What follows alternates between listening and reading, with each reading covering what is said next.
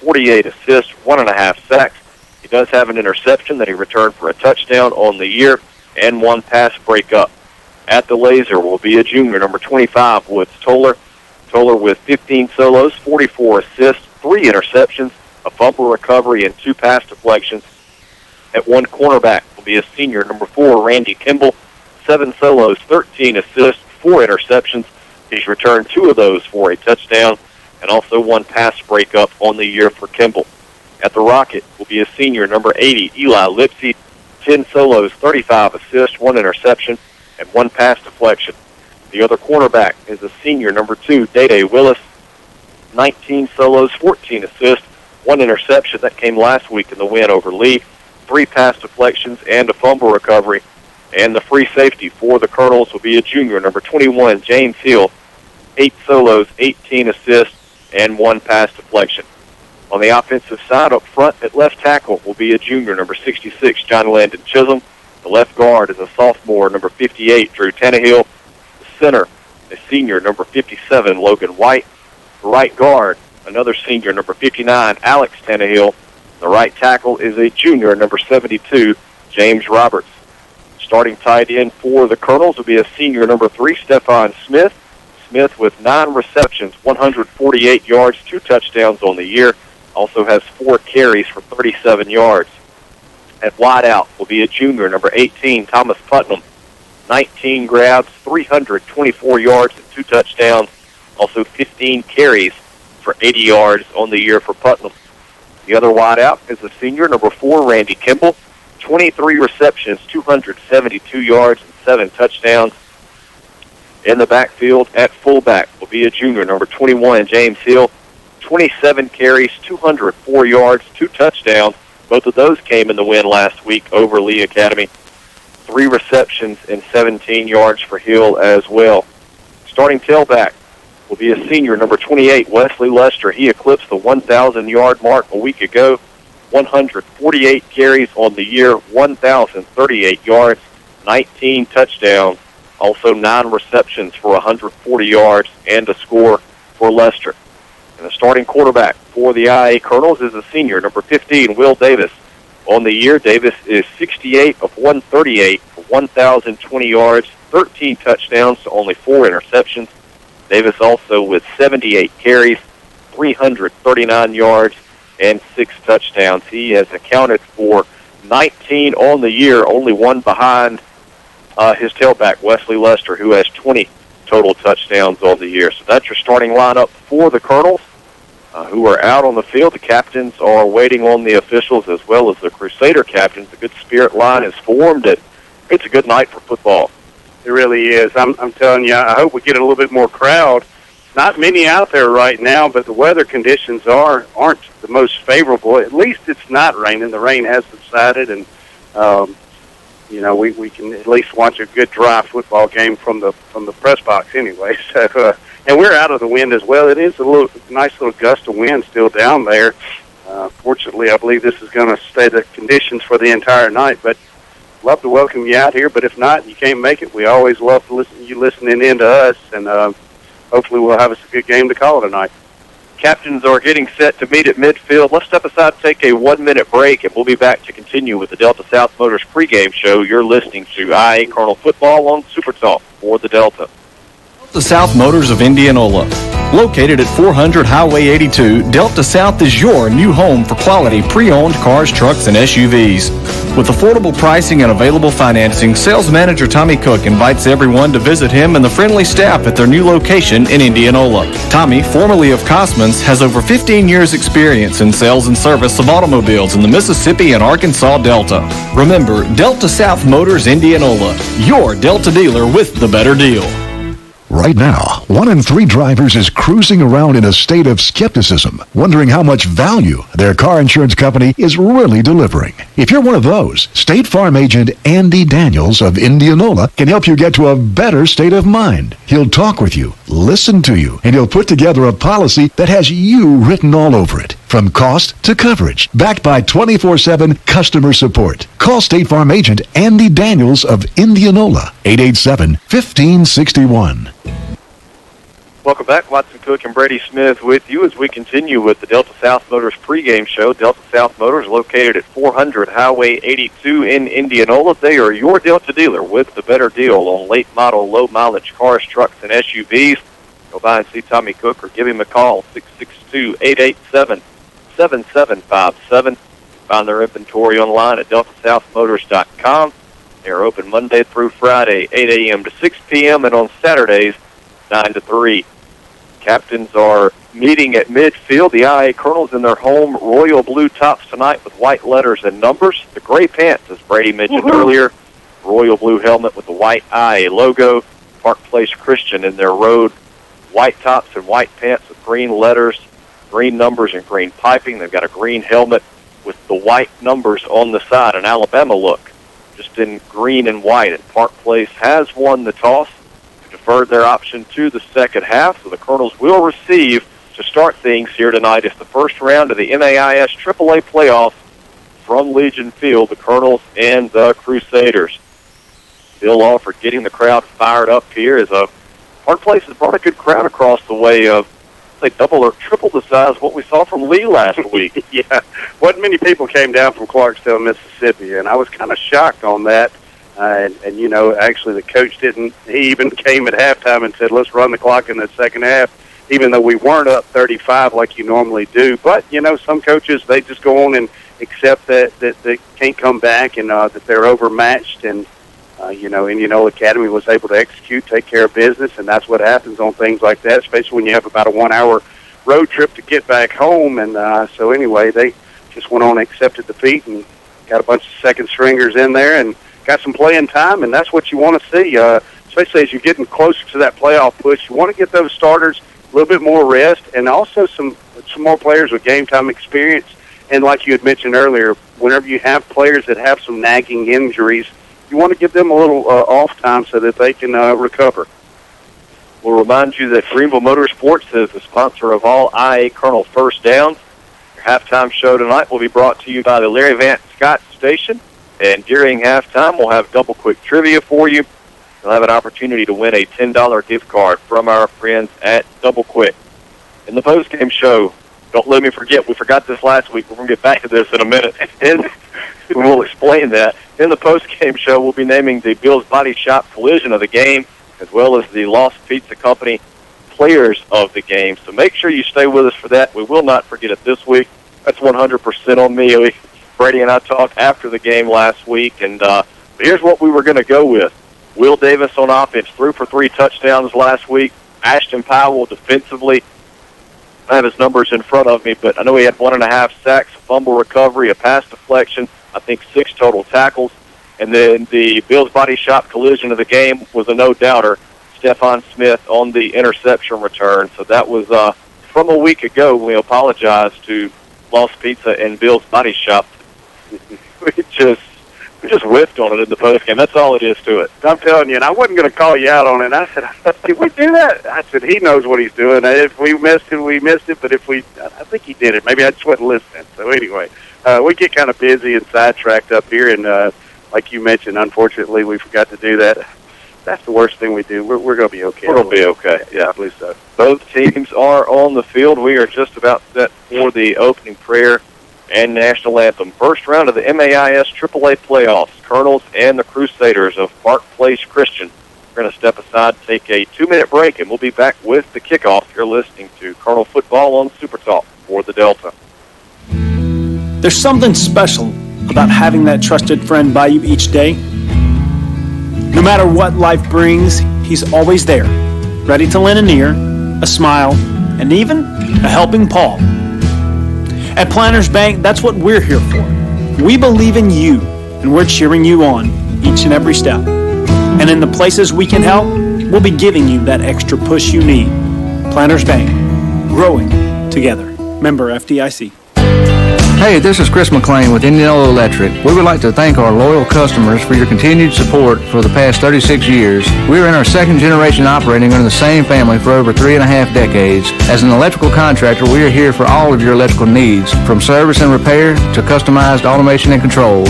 We also have a complete motor shop for new or rebuilt electric motors and generators. Give us a call today at Indianola Electric for all of your electrical needs at 662-887-3292.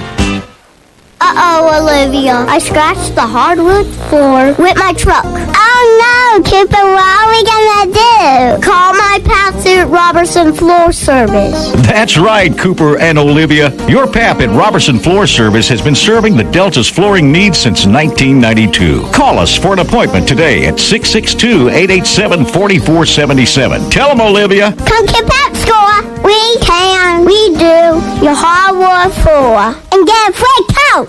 Get ready for the woods at Outlaw Sporting Goods in Greenwood. Find stands, attractants, feed, ammunition, rifles, and shotguns. Outlaw is a certified Benelli dealer. Find boots and clothing from Southern Marsh, Cool, and Drake. We have a wall of handguns, archery range, bows by Hoyt, Elite, and Bowtech, crossbows, youth bows, Rage, broadheads, Yeti coolers in every size and color. Duck hunters, we have decoys, shells, and waders. If you need it, Outlaw Sporting Goods has it. When you leave Outlaw Sporting Goods, you just feel better. Outlaw Sporting Goods, Greenwood.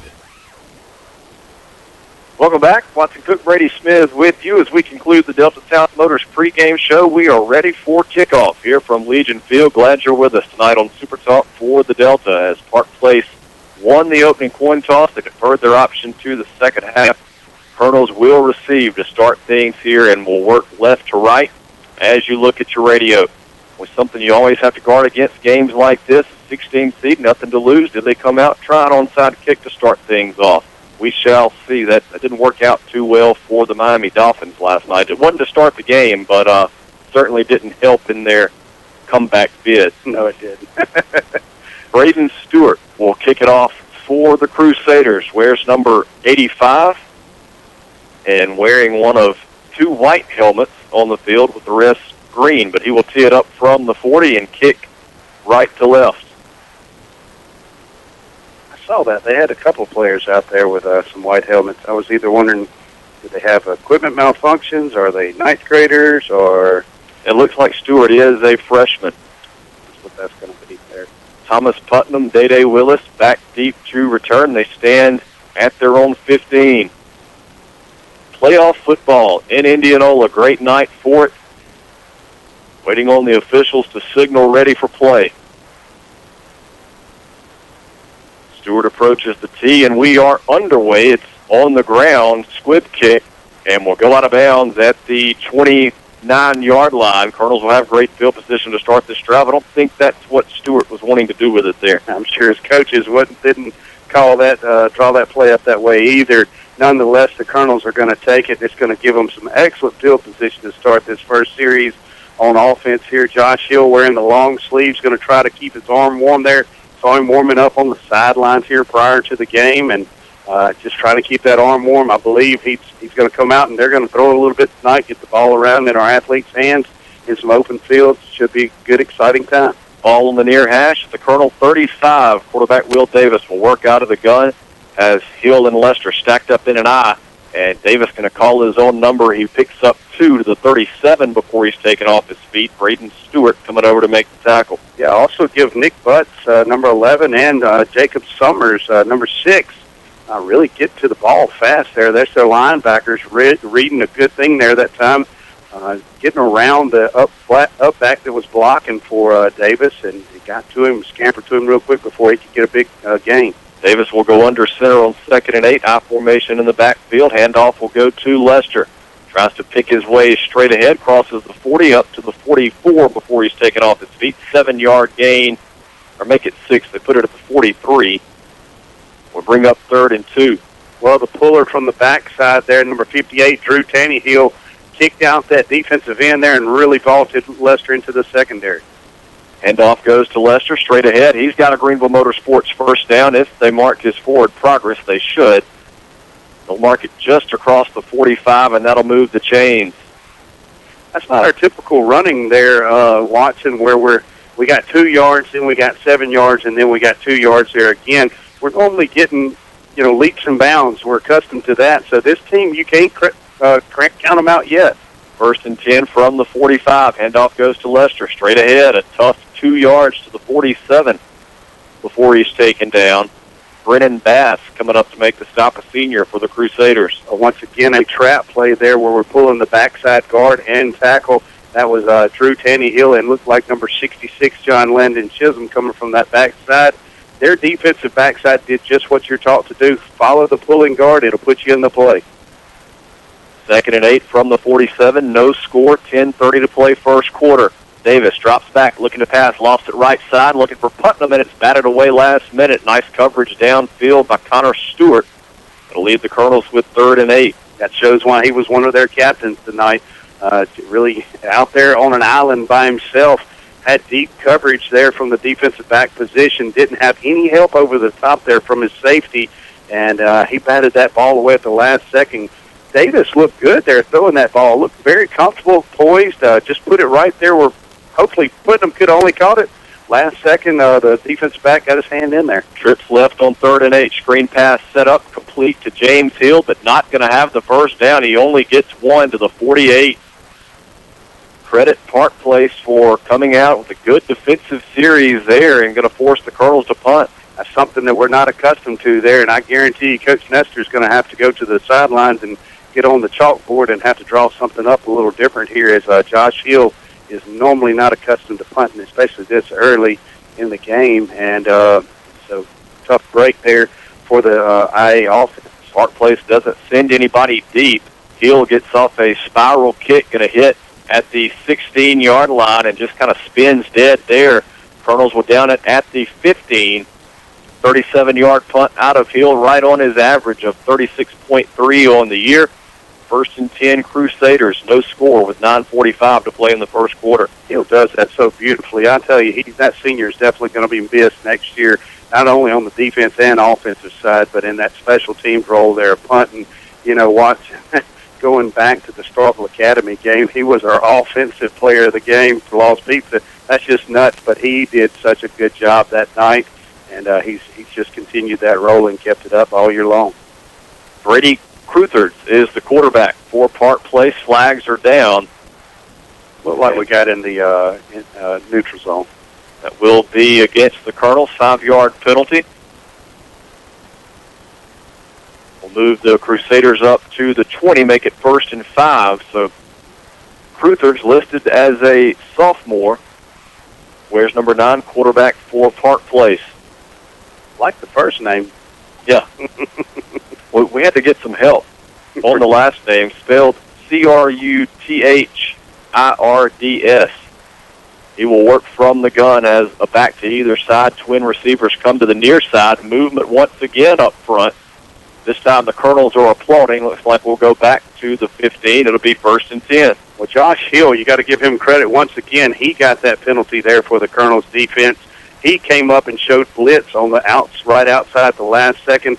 The left offensive tackle looked up, seeing the man coming, and next thing you know, instead of listening to his quarterback, he's jumping up out of his stance trying to get a block, and fortunately for the Colonels, we'll take the easy 5.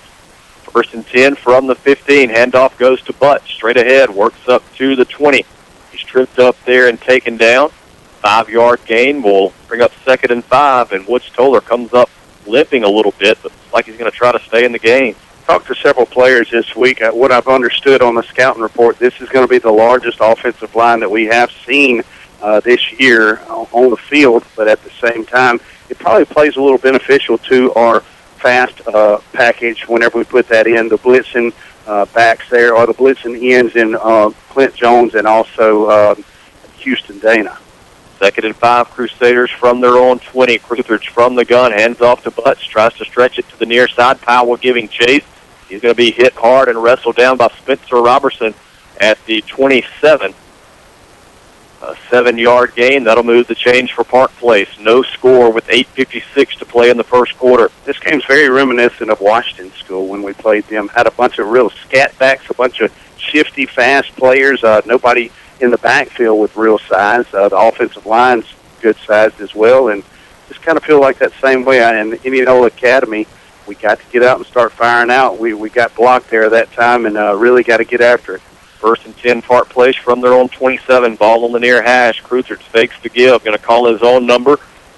Runs it straight ahead and taken down by Lester at the 28. Only a 1-yard gain will bring up 2nd and 9. What Indianola has done so well on defense this year, especially meeting the running back in the backfield, or whoever's running the ball, whoever has the ball, getting in that backfield there, getting that penetration, being in the backfield there behind the line of scrimmage, the tackles for loss. That's what Indianola has done so well. That's kind of been their bread and butter. Make that long second and long situation, third and long situation. Indianola right now not really doing that. We're going to have to get up in there and make some things happen. Trips go to the wide side of the field, the right side on 2nd and 9 for Cruthers. Drops back, looks to pass, has time in the pocket. Now rolls out to his right. He's going to tuck it and run, and going to be taken down from behind as he crosses the 35. That was Ashton Powell on the stop. They will mark it at the 37, a 9-yard gain. Well, we did get pursuit there. That looked like Clint Jones going around the outside, the left side, pursuing upfield there, trying to get around that outside right tackle. And at the last second made his cut with the wet field, sloppy field conditions. Slipped his footing slipped out from under him, so we got to kind of watch those. That's going to be not to our favor tonight. And the fast playing conditions is what we're used to. And so it's a little different. We're going to have to get adjusted to that, make some adjustments. We'll have to see how the thing goes. They bring the chains out and do signal first down Crusaders.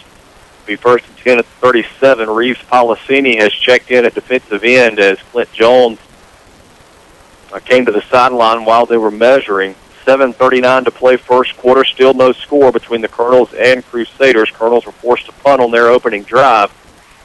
Now Park Place 2 first downs into their opening series as the handoff goes to Josh Jones straight ahead. And he picks up one to the 38, taken down by a sea of blue shirts.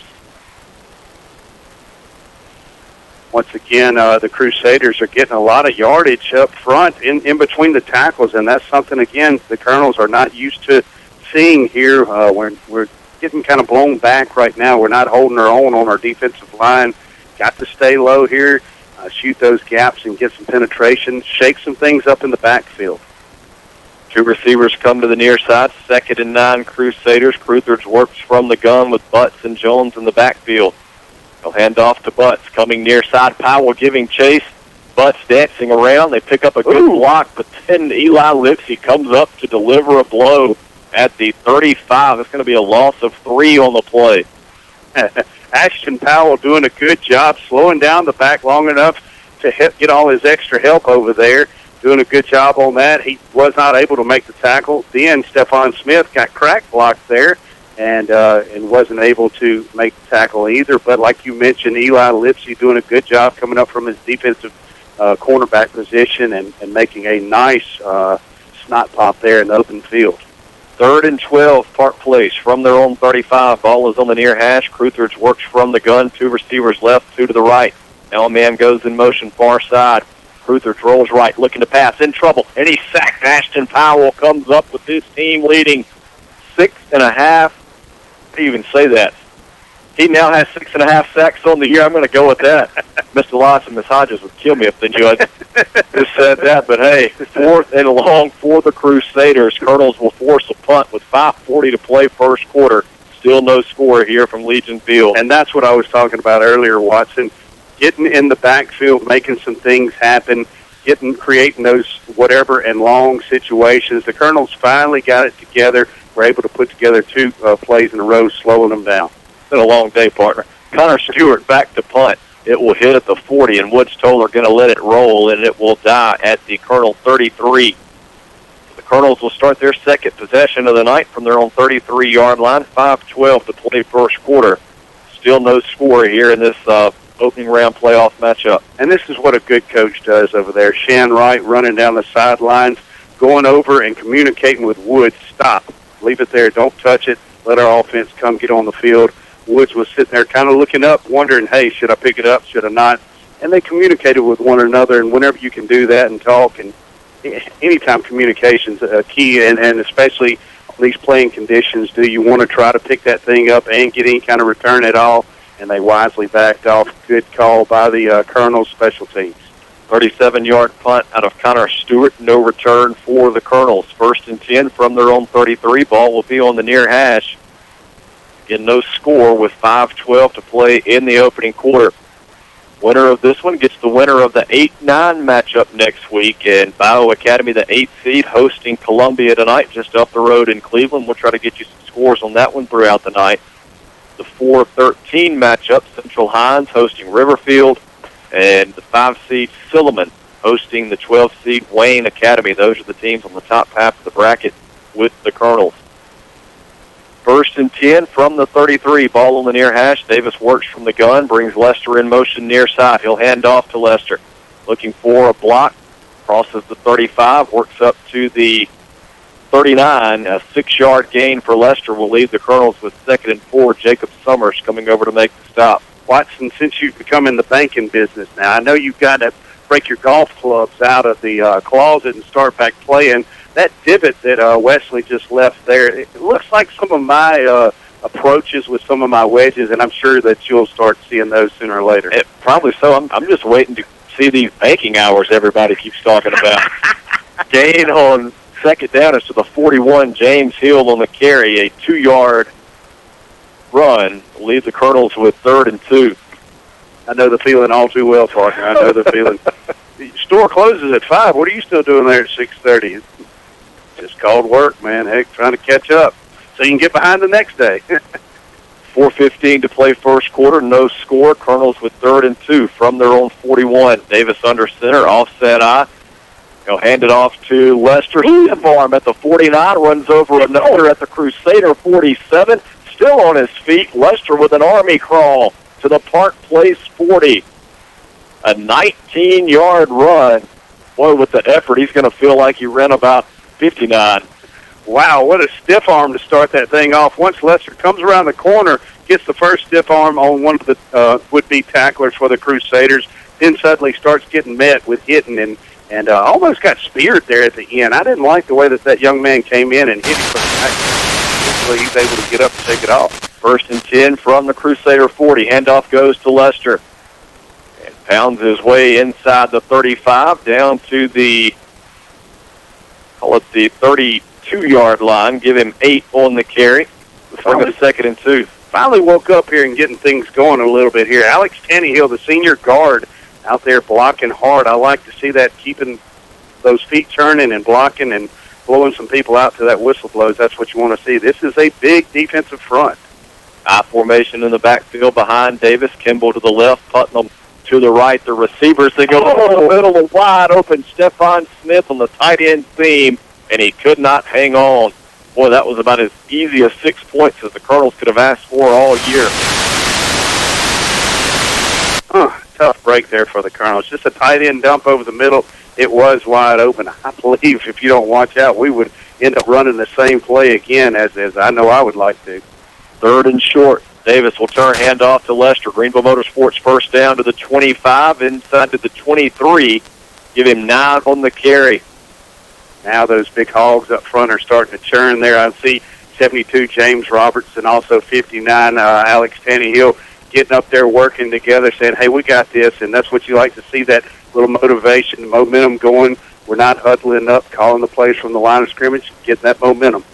Formation on 1st and 10 from the 23. Handoff goes straight ahead. James Hill bounces off the man at the 20, inside the 15 to the 14. 9-yard gain for Hill. No score, 2:50 to play first quarter, but the Colonels are marching. These guys are starting to hit now. Like I said earlier, they're getting that momentum going. The drive, the offensive linemen, you can see them fighting and battling with those big guys on the other side. Man, that's a big defensive line. 2 receivers to the left on 2nd and 1. Putnam and Kimball offset eye. Davis will toss it near side to Lester. He's hit from behind by Butts.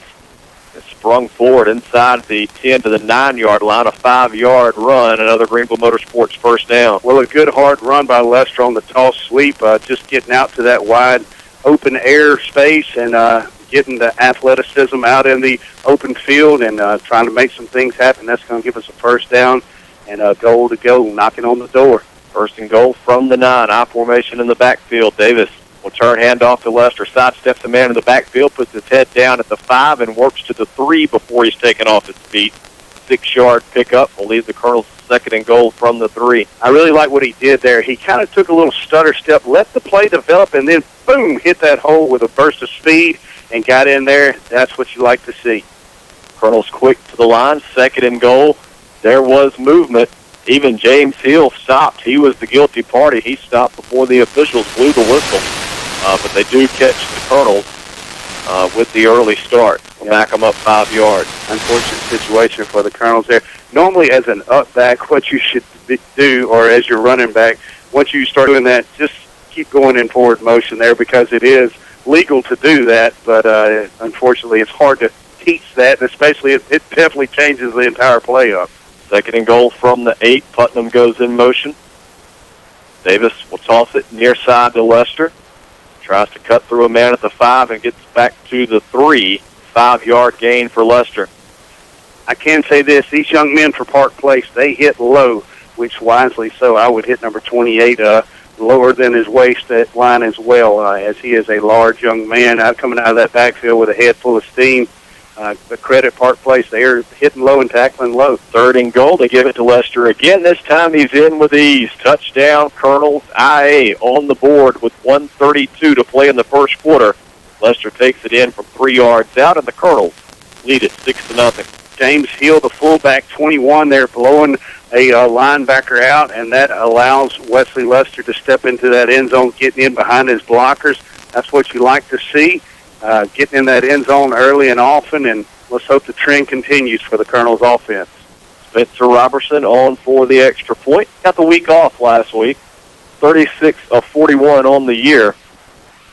Randy Kimball to snap, Josh Hill to hold, Robertson to kick. Boy, that leg's well rested. He got that one into the wind and almost put it on the track. It's 7-0 Colonels with 1:32 to play first quarter. We'll take a 1-minute break and be back with Colonel football on Super Talk for the Delta. Folks, Brady Smith with Sunflower Lumber and Home Center here to tell you about our company. Since the 1940s, Sunflower Lumber has been in the same location with the same mission we have today. That's customer service and satisfaction to the fullest. Our dedicated, knowledgeable staff is here to work for you. Whether adding on to the hunting camp, updating your kitchen or bath, spring cleaning around your property, or replacing your roof, we're your first stop for all your project needs. Stop by today at 204 Highway 82 in Indianola, or give us a call at 662-887-1511 and see what shopping local can do for you. That's Sunflower Lumber and Home Center. And go Colonels. I'm Greg Beals from Beals Body Shop in Rubel, Mississippi, and I want to fix your car. We've been in business for 40 years in the same location. We're a family-owned business and currently have 3 generations still working under the same roof. If you're ever in an accident, we can tow your vehicle, help you with your insurance claim, get you in a rental car, repair your vehicle, and deliver it back to you in usually under a week. We're located at 501 South Oak Street, Highway 49, Louisville, Mississippi. Give us a call today, 662-756-2745. You won't be disappointed. Welcome back. 11 plays, 67 yards on the scoring drive for the Colonels. IA leads at 7-0 with 1:32 to play first quarter. Flag is down on the kickoff. Coach Shan Wright not too happy. So back the Colonels up 5 yards. Robertson will kick again, this time from the 35. Colonels on the board with the Wesley Lester 3-yard touchdown run. The second Colonel drive of the night. Park Place set to get it back. Picked up a couple of first downs on their opening drive before they were forced to punt. 1:32 to play first quarter. Colonel 7, Crusaders nothing. As Robertson set to kick it again, Nick Butts is back deep to return for the Crusaders, along with Connor Stewart, Jacob Summers. And it's going to be Butts to take it at the 16. Looks to return up the right side, has a hole across the 35-40, and taken down from behind Brandon Brown, making perhaps a touchdown-saving tackle as Butts hit it with a head of steam. They'll mark it at the Park Place 41, and that's where the Crusaders will start their drive. Well, you know, the good thing about our special teams, we did run down the field and run our lanes and ran our routes perfectly. Footing, though, you got to watch that when they were going down through there. You hate to say this word, it's not a negative way, but we were kind of tiptoeing going down through there. And you have to watch your footing. You have to keep your feet up under you. And, of course, Park Place had the head full of steam coming at them. 2 people missed a tackle. Next thing you know, it burst them open in the field. Trip receivers to the left side for Crusaders, and Park Place going to call a timeout. Didn't like the way they had things set up there. We will step aside and take a break as well. 1:26 to play first quarter. Colonel's on top 7-0. We're back in a minute with Colonel Football on Super Talk for the Delta. Accident in your vehicle is always unpleasant, but getting it repaired doesn't have to be. Scott Lofton and the staff at Indianola Collision will help you through the process. From the insurance company to the actual repairs, we use the best parts. It will make your truck and car look just like new. Our 24-hour record service, a rental car available if you need it, and a skilled, friendly staff make Indianola Collision the #1 destination for body work on your vehicle. We hope you don't need us soon, but we're here when you do. Indianola Collision, Highway 82 East in Indianola. Call us at 887-2000. Some call it Los Mocajetas. Some can't even pronounce it, but everyone agrees that Los Mocajetas has delicious, authentic Mexican food that makes your mouth water. Satisfied customers from all over the Mississippi Delta dine with Juan and his staff every chance they get, and you will too. Los Mocajetas also has a party room that you can reserve for birthday parties, anniversaries, and just a good time. You won't feel crowded, and the atmosphere is that perfect setting for authentic Mexican food. That's Los Mocajetas Mexican Restaurant, Highway 82 in Indianola. Welcome back. Watson Cook, Brady Smith with you from Legion Field. First round of the MAIS AAA playoffs. 1:26 to play in the first quarter. Colonel's on top of Park Place, 7-0. First and 10 Crusaders from their own 41. Ball is on the far hash. Crusaders works from the gun. Drops back looking to pass. Throws right side. It's caught at midfield. And picking up a first down for Park Place is Caleb McAlpin.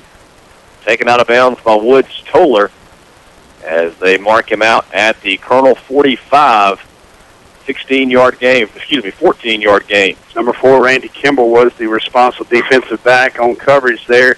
Last second goes for the ball and the pick six, and just came up empty-handed. Couldn't rip it out of the hands of the intended receiver there. And whenever you do that, it's a home run or bust kind of situation. And fortunately for the Colonel's defense, we were able to catch up to it. First and 10, Park Place. Crusaders ended up keeping it. They tried the run-pass option to the left side, and he was hit hard. Stephon Smith, I believe it was, coming up to make the pop.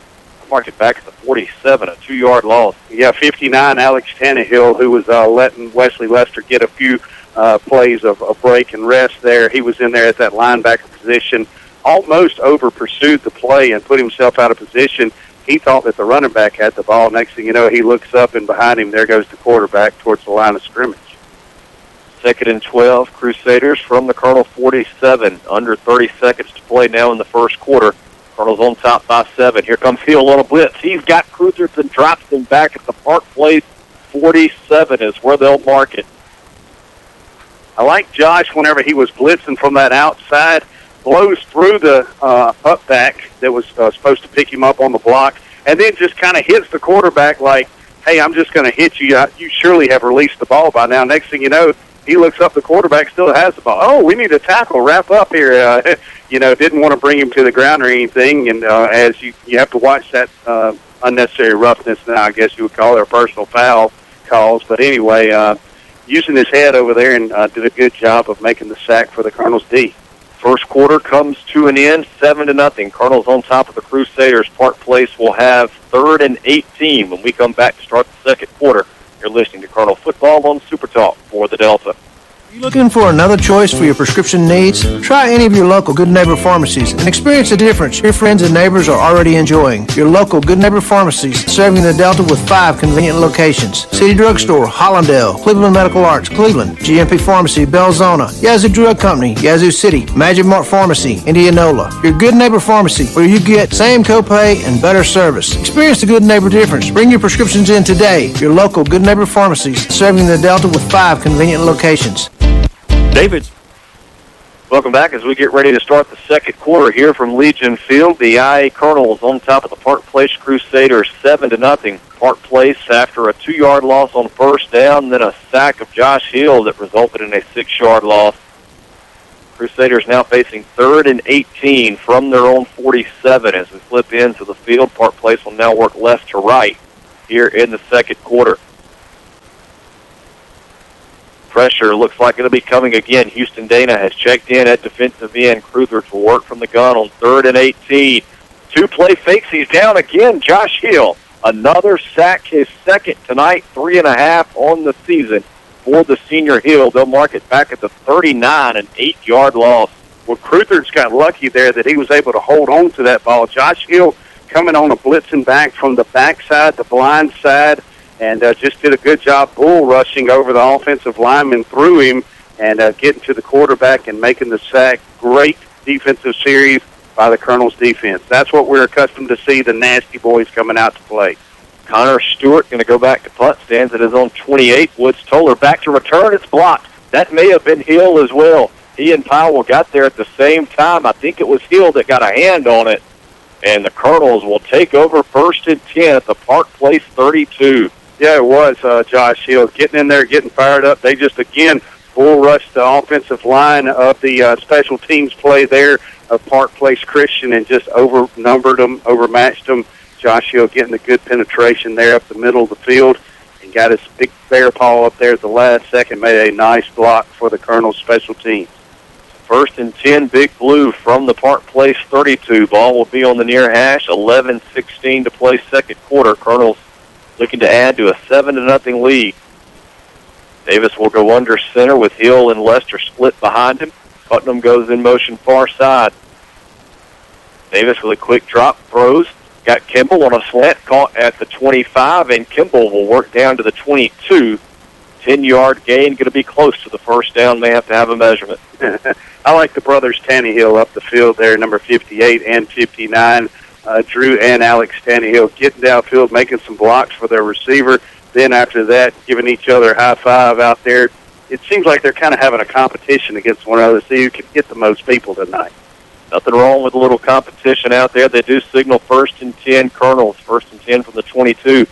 Spencer Robertson, the receiver to the near side. Davis quick drop, throws right side, going toward the end zone, looking for Putnam, and it is incomplete. Let him a little too much. Putnam with a diving effort in the end zone, could not come up with it. That'll lead the Colonels to 2nd and 10. Man, that would have been the nice home run that we were looking for there on the offensive side of the ball. As Spencer Robertson on this backside receiver, he was open as well. It would have interesting scenario for Davis. He had 2 receivers open and just could not get the ball in their hands. Tough break for the offense. 2nd and 10 from the 22. Davis from the gun sends Lester in motion. They'll hand it to him. Gets by a man in the backfield. Has a hole. Spins at the 13. He's inside the 10, down to the 9 before he's taken off his feet. Well, as Lester's 13-yard run. Sorry, partner. As Lester's on that speed play on the right, he got his footing up under him and made that hard gash cut to the left there at the last second. Left several defensive players looking around, kind of lost, didn't know what to do. And but Lester, give him credit, he did not go down. Kept those feet churning, kept his feet up under him. At the last second, kind of dove out there trying to get that extra much-needed yardage. Going to call this one back, holding against the Colonels, and they will mark it back to the 29. And that's something that we hadn't got a lot of calls on all year long. We've done a great job as a unit of not holding a lot of people, and as well as other teams against us. 2nd and 17 now. Davis from the gun, time in the pocket. Goes down the left side, has Lester open, and tried to dive and catch the 2. And I think he lost it when he hit the ground, never had full control. Well, I love the play call there, getting Lester down the left side of the field. Colonels just couldn't convert. 3rd and 17 coming up. Right in front of his dad's perch over here. He's always standing on that east side end zone on the fence along the edge. Do it right in front of him where he could see it, front row seat. Just could not hold on to it. Wow, just slipped out of his fingertips at the last second. Great effort, though, by 28 Lester. 3rd and 17 with 10:17 to play second quarter. Colonels on top 7-0. Davis to pass again, going again for Lester. Caught at the 2, and he's in for the touchdown. Boy, they wanted to get Davis and Lester connected there. This time they get it done. 29 yards on the strike, and the Colonels go up 13-0 with 10:09 to play before the half. Interesting scenario there. Lester's normally not lined up out there as that slot back and running downfield. He's normally catching the ball behind the line of scrimmage out in open space there in the flats and having to work upfield. But he's going deep route this time and working against somebody. He actually overtowers him by about a good 6 inches. And Davis, give him credit. Nice touch there on the quarterback, just floating it in there where only Lester can grab it. Robertson on for the extra point. The kick is up, and it is good. Boy, it must have snuck inside that near upright. I thought he may have hooked it, but it is good. 14-0. Colonel's on top of the Crusaders. 10:09 to play second quarter. We'll take a 1-minute break and be back with Colonel football on Super Talk for the Delta. Smith Construction of Inverness is a proud Indianola Academy sponsor. At David Smith Construction, our reputation is building every day. And Coach Tommy Nestor and the Colonels have built a winning tradition that we are proud of. Whether it be commercial or residential, let us take care of your building needs. We've been building for satisfied customers since 1982, and we would love to add you to that list. David Smith Construction is located on Highway 49 in Inverness. Call David Smith today at 265-6060. Welcome back. The Colonels taking advantage of a blocked punt by Josh Hill, who also had 2 sacks on that previous defensive series. Colonels go 32 yards on 4 plays. Will Davis to Wesley Lester, 29-yard pass. Robertson's extra point puts the Colonels on top 14-0 with 10:09 to play second quarter. And they put them in the land of milk and honey, isn't that right? Something like that. I got there to say it, so I had to. Speaking of the land of milk and honey, the Bulldogs could use some more visits there, huh? Yes, for sure. Woo! Definitely, especially on the offensive side. Robertson's kick going to be taken by Butts. Actually goes through his hands. He'll pick it up at the 5. Looks to return it straight ahead. Runs into Woods Toller. And going to be taken back. 4 or 5 blue shirts come in to help Toller take him down. They will mark progress to the 16-yard line, and that's where the Crusaders will start 1st and 10. Well, excellent field position to start again on the defense. Everybody's starting to play now as a unit. All 3 phases of this game are really getting after it now, and that's what you like to see. Coach Nestor, I believe, maybe had a team meeting on the sidelines after that first series on offense and said, hey, look, guys, this team didn't drive this far and is going to lay down and let us win. We're going to have to earn it, and they have done it so far. The Colonels' defense, offense, and special teams. Cruthers will work from the gun on 1st and 10 for the Crusaders. Hands off to Butts, coming near side. Spins out of a tackle, spins out of 2, and then taken down just shy of the 20. Stephon Smith and Josh Hill both had a shot to get him. Peyton Barnes, Alex Tannehill combining on the stop. Yeah, I was going to say there were several different Colonel defenders that just got back there, once again, not getting their legs out under them and hoping that the running back for Park Place wasn't going to be able to stop quickly, and just trying to take advantage of that hit there, and just could not. They got faked out there in tough, unfortunate situation for the Colonel's defense, but it is a 2nd down and 8, so they didn't get too many yards. They give Butts 2 to the 18, 2nd and 8, trip receivers to the far side. Cruthers from the gun, swings it out through the hands of Butts. I was looking around to see the officials waving their arms. That was close to a lateral. They do say incomplete pass will leave Park Place with 3rd and 8 from their own 18 with 8:29 to play before the half. Colonels on top, 14-0. Yeah, I was thinking the same thing as well, and I did see the official on the far side promptly call that thing an incomplete pass. I'm like you, though, Watson. It looked like it was a lateral pass, and Colonels were definitely getting out there as fast as possible to try to take advantage of the situation, just could not come up with anything. I think Starkville's ticked that they ended up 6th seed. They're up 27-0 already on Cathedral. That's the 6 versus 11 seed. Pass over the middle on 3rd and 8, incomplete. Houston Dana was putting the pressure on Cruthers, tried to dump it off over the middle, and they couldn't hang on. 4th and 8 coming up for Park Place. They'll have to punt it away. Yeah, Houston Dana, the speedy defensive end there for the Colonels, realizing that they're in a passing situation. He goes in, he checks in on the team, applies the pressure to Cruthers, the quarterback for Park Place. Cruthers just tries to dump it off on a little center screen to his running back.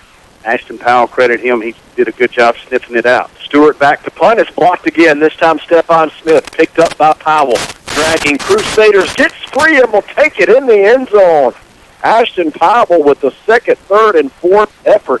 They had him by the right ankle, and he just wheeled his way to the end zone. Smith with the block. Powell picked it up and took it in from about 6 yards out. Colonels on top, 20-0. and his shoe came off. That's the only way that he got out of the tackle. His shoe came off. And then he didn't want to put his foot down out there because it's wet. He didn't want to have a wet sock. So I thought he was limping. I thought he was hurt. And he didn't want to put his foot down on that wet playing surface out there. Funny, definitely. Ashton Powell, great job just being Johnny on the spot, picking that thing up and running good. I'm telling you, that was a great block there by Stephon Smith to start that play as well. We had about 3 Crusaders just hanging on, I guess the right shoe. Yeah, as Robertson's extra point is up and good. 21-0. Colonel's on top of Park Place with 8:14 to play second quarter. Step aside, take a 1-minute break, and be back with Colonel football on Super Talk for the Delta. You're mulching flower beds, exploring, or hunting, you've got to be ready for whatever comes your way. Doesn't matter if it's loose gravel, dirt trails, or no trail at all. John Deere Gators are built to handle it all. Head to your local Wade dealership now and get $400 off the Gator XUV 835M and $300 off all mid-sized XUVs. This offer ends on October 26, 2018. Some conditions apply. See johndeere.com or visit your local Wade dealership for details. Wade Incorporated, delivering service, solutions, and success since 1909. Hey, this is Chris McLean with Indianola Electric. We would like to thank our loyal customers for your continued support for the past 36 years. We are in our second generation operating under the same family for over 3.5 decades. As an electrical contractor, we are here for all of your electrical needs, from service and repair to customized automation and controls. We also have a complete motor shop for new or rebuilt electric motors and generators. Give us a call today at Indianola Electric for all of your electrical needs at 662-887-3292. Welcome back.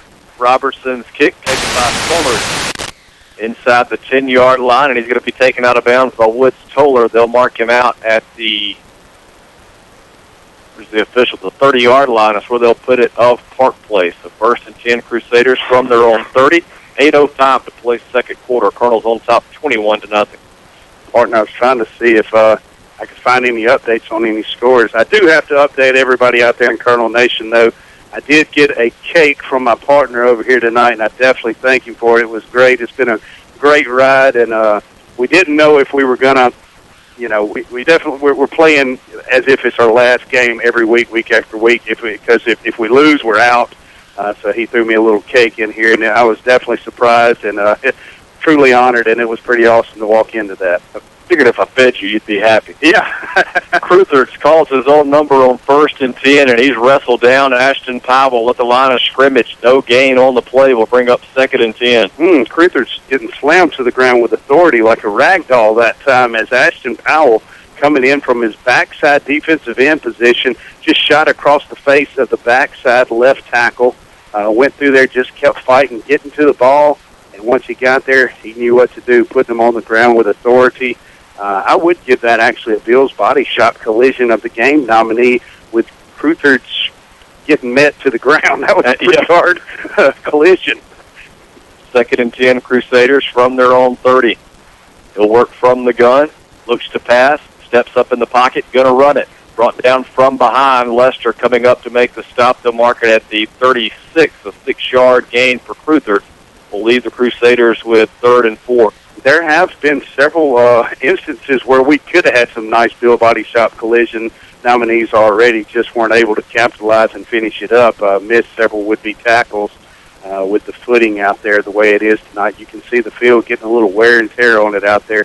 Several divots here, deep divots on the sidelines, and but the field for the most part does look pretty good tonight. 6:40 to play before the half. Colonel's on top 21-0. 3rd and 4 for the Crusaders. And Cruthers tried to keep it. Lester, or tried to fake rather. He kept it. Lester was not fooled. They mark it back at the 33, a 3-yard loss. Cruthers once again getting thrown around like a rag doll. Wow. He needs to give that ball off more as Cruthers really on that first series on offense looked pretty good from the quarterback position here. Defense is finally sniffing him out and figuring out his game plan, though, and Colonel's defense is really getting after him now. And Brady Cruthers, you can see the frustration mounting. Connor Stewart back to punt, gets this one away after the last two at the 29, works to the 35, and then runs backwards. Going to be taken down. We'll see where they mark his forward progress. There's a flag down. Yeah, Stephon at the last second barely bumped the punter, and with the way it's going,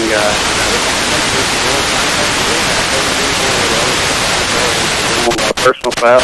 I believe so. I just asked that they don't eject him from the game like they did last week when he had a little contact. That wasn't a little contact last week. That was a bulldozing, a pancake block, as you would call that. And I've talked to several people throughout the week, and several people said, I heard some comments. Well, one official after the game said, I didn't think that he was able. The guy that was running after the receiver that made, was that Kimball or Willis that made the interception? Willis. He was running after him, and he said, I didn't think that the young man was going to be able to catch Willis, so I didn't see why the block should have been hit. But then after I watched replay on it, I did see that he was going to be able to catch. So he did admit he made a bad call, but at the same time, the game was kind of over with by the end. Yeah. And fortunately, Stephon didn't have to sit out this week, so that is a plus there. Was incidental contact running into the kicker. Park Place declined the penalty, so it will be Colonel football. As they say, Toller returned it up to the 31. It'll be 1st and 10. Colonels from their own 31. 5:51 to play second quarter. Colonels on top, 21-0. Putnam comes in motion near side. Davis will turn, handoff to Woods. Toller out of the backfield. He has running room right side, has a first down and more up to the 45. 14-yard scamper for Toller, a Greenville Motorsports first down. Well, just hit about the 6 hole out there, just outside of his tight end, off his tight end's rear, getting out there in the open field, making some plays. The offensive line, give them credit. They did an excellent job of just blocking down, cracking down, and they really wiped that entire left side of the Crusaders' defense out. And Toller had nothing but a bunch of space to run. Did a great job once he got out in open field of making a play. 1st and 10, Colonels from their own 45. They lead Park Place 21-0. 5.5 minutes to play before the half. Putnam goes in motion far side. Offset eye in the backfield. It'll come to Putnam. As he went in motion, then came back to take the handoff, and he's taken down behind the line of scrimmage. They'll mark it back at the 43. A 2-yard loss will bring up 2nd and 12. That's an interesting new play that I hadn't seen in a while. That was kind of a receiver counter play. That's a play that takes a long time to really develop, and give Park Place Christian their defensive front. They got in the backfield, and that upset the play there. And hey, anytime you can do that on a long play like that, it takes to develop. Good job for their defense. High formation behind Davis. He'll run the option to the left side. Pitches to Toller. Toller tries a stiff arm at the 47. Ball comes loose. Park Place picks it up. They've got a chance to return it. That is Braden Stewart, and he's going to take it for the touchdown. Boy, Toller was fighting for extra yardage, had the ball stripped. Stewart was there for the scoop and score. Takes it to the end zone. Park Place on the board with 4:32 to play second quarter, 21-6. And what Stewart's partners in crime did for them in Park Place on that defense that time, once they realized that it was going to be the scoop part of the scoop and score, his fellow comrades got in there and started blocking up front. The only people that were going to be able to catch him was Will Davis and Thomas Putnam, and both of those got a body put on them quickly, and that allowed Stewart to run that thing back to the end zone. Tough break for the Colonels' offense. But a 40-yard return there for Braden Stewart. The extra point attempt, Eason Johnson goes straight up into the air, no good. The score remains 21-6. Colonels on top, 4:32 to play second quarter. Take a 1-minute break and be back with Colonel football on Super Talk for the Delta.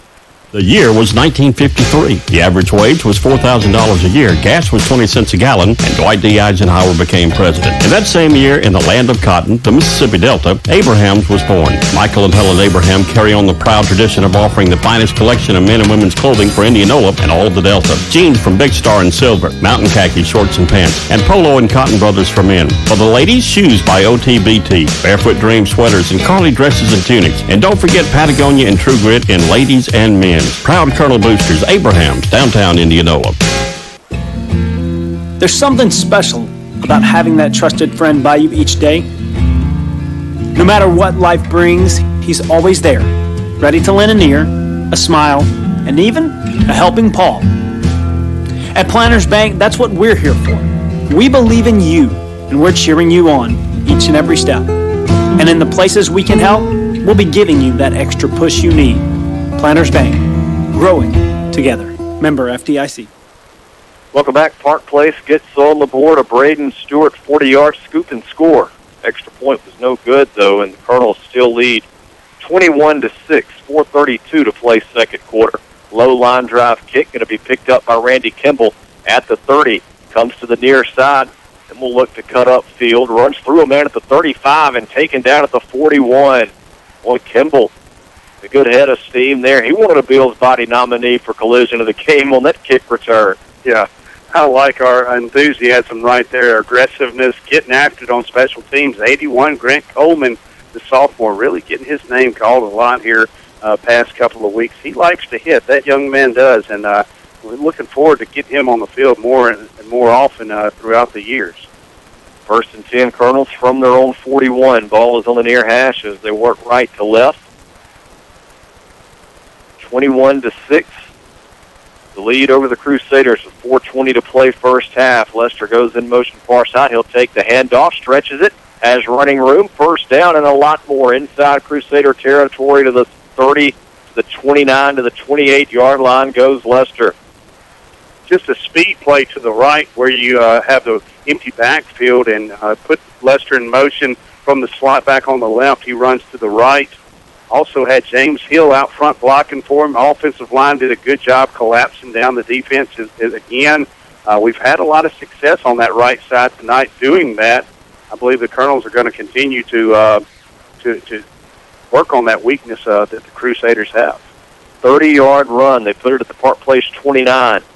Offset eye in the backfield. Davis looking to pass, going downfield for Putnam at the 10. Led him too much once again. Almost like Putnam slowed down on that route, like he thought maybe the ball was going to go to Kimball. Well, that is the tough part on it. Whenever you are the slot man on the inside and you do see a ball floating in the air like that, you can't really tell if that thing is going to your outside receiver out there or if it is intended for you. Normally, a lot of people like to, when you're throwing to your inside receiver, they want to put a little more zip on that ball there. But with the route, the way it was run, you do have to have a little touch, and unfortunately, the receiver and quarterback couldn't get on the same page. Second and 10 from the 29. Play action for Davis.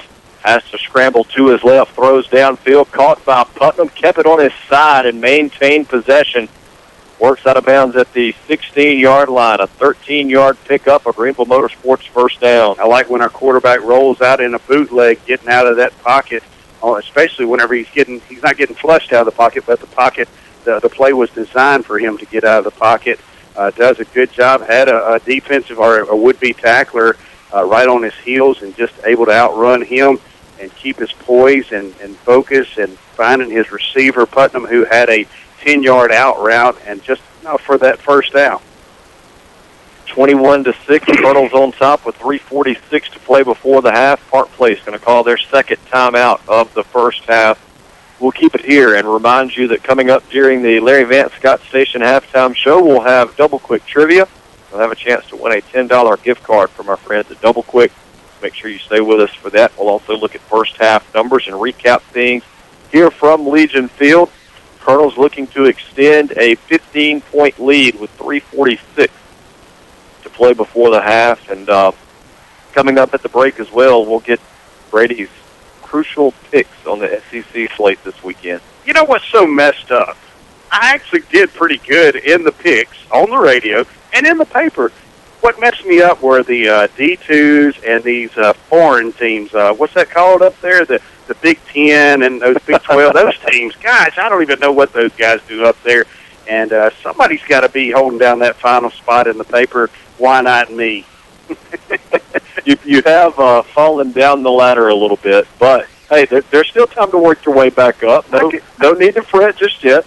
I could always be like Pops, Mr. Tommy Cook, and go 10-0, a perfect 10-0. That was pretty awesome. He actually picked, was it a Mississippi Valley State to get their first win on the season? That's a pretty bold selection. It was and he was the only one that picked Valley to do that. And Valley goes on the road and beats Arkansas Pine Bluff, a pretty good team. So I don't know what made him do that. I remember texting you and said, your dad has some kind of bookie in the backside on D2 and D1 AA games. Hey, said he was tired of going undefeated on his picks. I understand. It got him out of that bottom spot. Yeah, really. First and 10, Colonel's out of the timeout, offset out from the 16. Play action for Davis. Has to step to his left. He's in trouble. And Davis just going to go to the ground and avoid trying to throw that one away, creating a turnover. He'll be dropped at the 20, a 4-yard loss. And, Davis has matured over the years, whereas in a 10th grade year, he would normally on that, whenever he had nothing, he would try to make something, and more times than none, either put himself kind of injury-prone or maybe lose the ball or something different. But now he is definitely matured. Second and 14, Lester goes in motion. They give it to him on the stretch play out wide. Has a block from Putnam. It's near the first down marker before he's taken down on the far side of the field. We'll see where the officials mark it. Looks like around the 8-yard line. It'll be a 12-yard carry, bring up 3rd and 2. Once again, the cousins, James and Josh Hill, doing a good job on that right side, really collapsing down that defense and giving Lester a good running lane. 3rd and 2 from the 8. Backs are split. Handoff will go straight ahead. James Hill. Looks like he's got enough for the first down as he works to the 6. Be right at the sticks. They're going to say 4th down, so he's just short. I was very surprised that we went to James instead of Lester on that situation, especially keeping it in between the tackles. But that is a fourth and short situation now. Going to see what Coach Nestor comes up with out of the playbook. 4th and inches. Ball just shy of the 6-yard line. And now Coach Tommy Nestor, I beg your pardon, Park Place calls a timeout. They've earned their final first half timeout. 2:30 to play in the second quarter. Colonel's on top 21-6. Facing 4th and inches from the Crusader. A ball just shy of the 6-yard line. Going back to your picks and talking about the SEC slate. You got the big one next week, Alabama and LSU. Coincidence, they both have the week off this week. Yes, that was kind of crazy. I noticed. I was talking to an LSU fan on Sunday, and I told her, I said, congratulations on y'all's win. Y'all beat Mississippi State. You did what I thought. You were just going to shut down our run game and make us have to go to the pass. I said, but, it's tough to win in Death Valley, and a lot of MSU fans are all upset. You got to give LSU credit. They got a great team, but that was, I said, but and she says, well, we got an off week before we get Alabama in Death Valley, and I said, well, you do realize Alabama has an off week as well this week, too. She did not realize that, so that was pretty fun there, seeing that, and I definitely believe watching the schedule makers, they knew what was going on there. We got to quit referencing Alabama so early and often. Brian Burge has threatened to quit listening to the radio broadcast. If we keep talking about Alabama, he's the big Auburn fan, and definitely want to not lose him from listening. Coming out of the timeout, 4th and inches. Handoff goes to Lester. Needed 6 inches. He got 6 yards. Touchdown, Colonels. Lester takes it in, his 3rd touchdown of the night, 2nd on the ground. Colonels on top 27-6 with 2:26 to play second quarter. Give the offensive line full credit. Wesley Lester, as soon as he got to the line of scrimmage, was expecting to be hit early and often. He kind of looked shocked once he got that initial footing hit there after he crossed over the line of scrimmage, and nobody had hit him yet.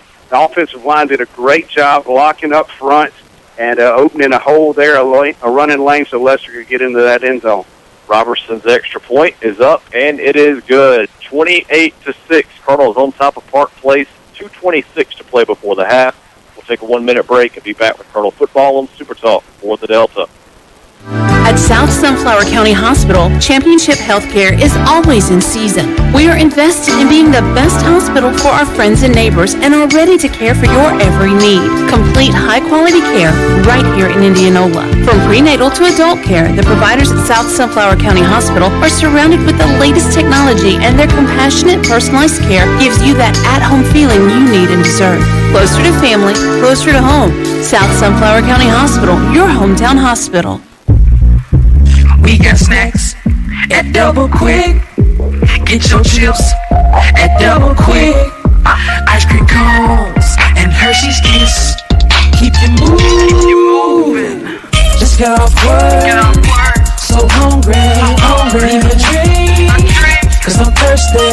What's that? Doritos, Little Debbie, Swiss rolls. I can't get to Double Quick even with my eyes closed. Welcome back. Robertson's kick taken at the 12-yard line by Summers. Spins out of one tackle, works up to the 35, taken out of bounds, Grant Coleman. Well, you mentioned his name earlier. He comes in, gets the tackle there. Park Place will have it 1st and 10 near their own 35 with 2:15 to play in the second quarter. Colonels on top 28-6. These younger generation of guys, they do a real good job for Coach Nestor and company getting in there on the special teams, running those lanes. It's not always fun, especially when you're on kickoff team. You're standing there. You're taught to run your lane so far, but then just kind of stand there, break down, and not let the player get around you. And it's not fun just standing there and letting somebody bring a hit to you, but the Colonels' young guys do such a good job of that. 4 wide for Crusaders on first down. Has the running back screen set up complete to Josh Jones. Chased out of bounds by Stephon Smith. They'll mark it at the 39. A 4-yard gain will leave Park Place with 2nd and 6. Remember, they are out of timeout. But he did stop the clock by going out of bounds. 2:07 to play in the first half. Yeah, Josh Jones, the running back coming out of the backfield, just catches it out in the flats. Able to outrun Stephon Smith. That's a rarity that he makes a bad angle. Was able to get upfield and get some 4 yards. And like you mentioned, Watson wisely got out of bounds there to stop the clock so that the offensive unit can, instead of playing a fast 2-minute drill, they can get back and concentrate, get in the huddle, and think about the next play. 28-6, Colonels leading. Park Place would love to cut into that here before the half. Trips come to the near side on 2nd and 6. We got a new quarterback, and it's picked off. Day Willis comes up with the pick. Please don't block anybody too hard, Stephon. And Day returns it to the 15-yard line.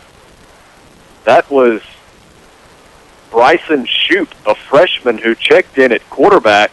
Pass went through the hands of intended receiver Zach Sewell, and Willis comes up with his 2nd interception of the year. You did better than me on that last name. I was like Sewell. I wasn't sure on it. Sewell. Took a stab. Yeah, there you go. And Sewell, actually, whenever he got out of his route, I saw him walking off the field kind of limping with his helmet off, and Stephon went up to him. I was finding Stephon immediately, see where he was, and he was over there checking on the player to make sure that Sewell was okay. So the Colonels with a chance to extend the lead here after the Willis interception. Trips near side for Davis. Looking to pass. Throws. Left side caught by Kimball at the 2. Spins out of a tackle, and he's in the end zone. Touchdown, Colonels. Davis to Kimball from 16 yards out. Big Blue extends it 34-6 with 1:53 to play in the first half. Well, partner, we set up in the trip situation. We had Wesley Lester as your first slot back, had Thomas Putnam as your second slot back, then you had Randy Kimball on the outside. On the wide side of the field there as well, Kimball just runs like a little quick out, knew where he had to need to get close to that end zone to give him a shot to get into it, and did a great job once he catches it, stayed focused, like you said, a nice spin move, getting out of that first would-be tackle and getting to that pay dirt. Robertson's extra point is up, and it is good, 35-6. Indianola leading here in this first-round playoff matchup over Park Place Christian, 1:52 to play before halftime. We'll keep it here. Day Willis comes up, the 2nd pick of the year. Interception in back-to-back weeks, returns it to the 16, and Colonels promptly get back on the board. Will Davis to Randy Kimball from 16 yards out.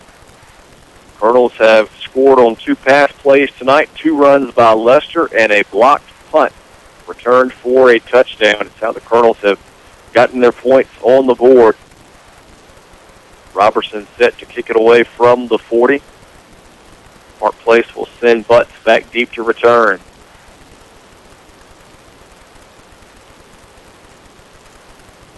Scoring drive, 1 play, 16 yards for the Colonels. The previous scoring drive, 7 plays, 59 yards.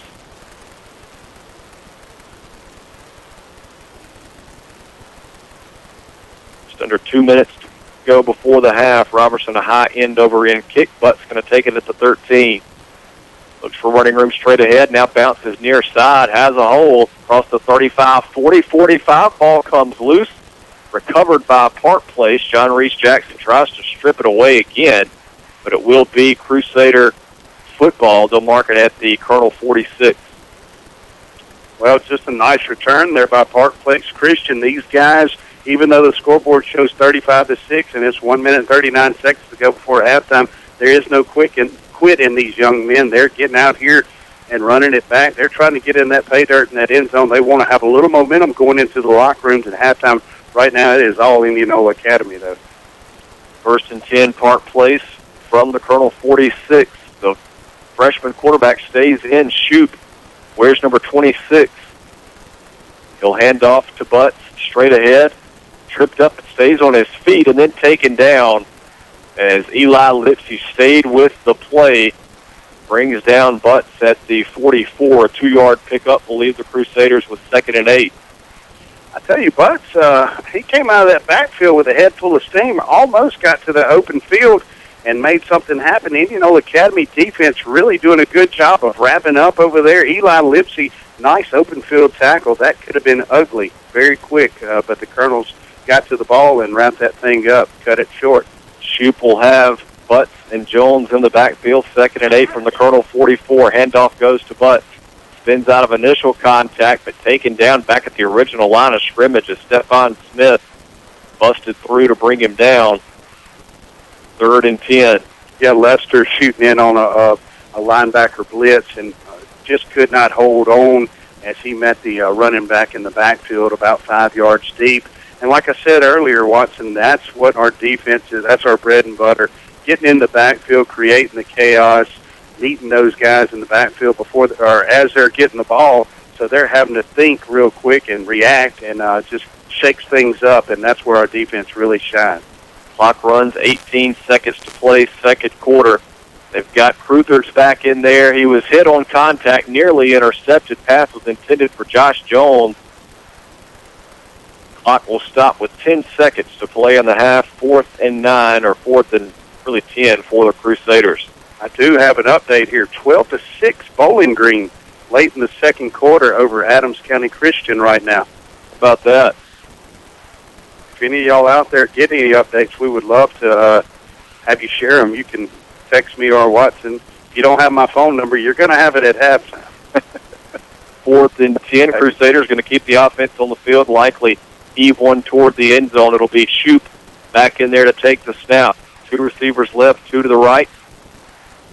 Shoop looking to pass. He's in trouble. Wrapped up and going to be dropped. Clint Jones was the first to get there. Josh Hill comes away with the ball. Have the officials blown the whistle? I guess. That is one bad thing about being in the booth up here in the press box. You can't hear anything. And it looked like Josh Hill was taken off to pay dirt. And officials must have blown the whistle.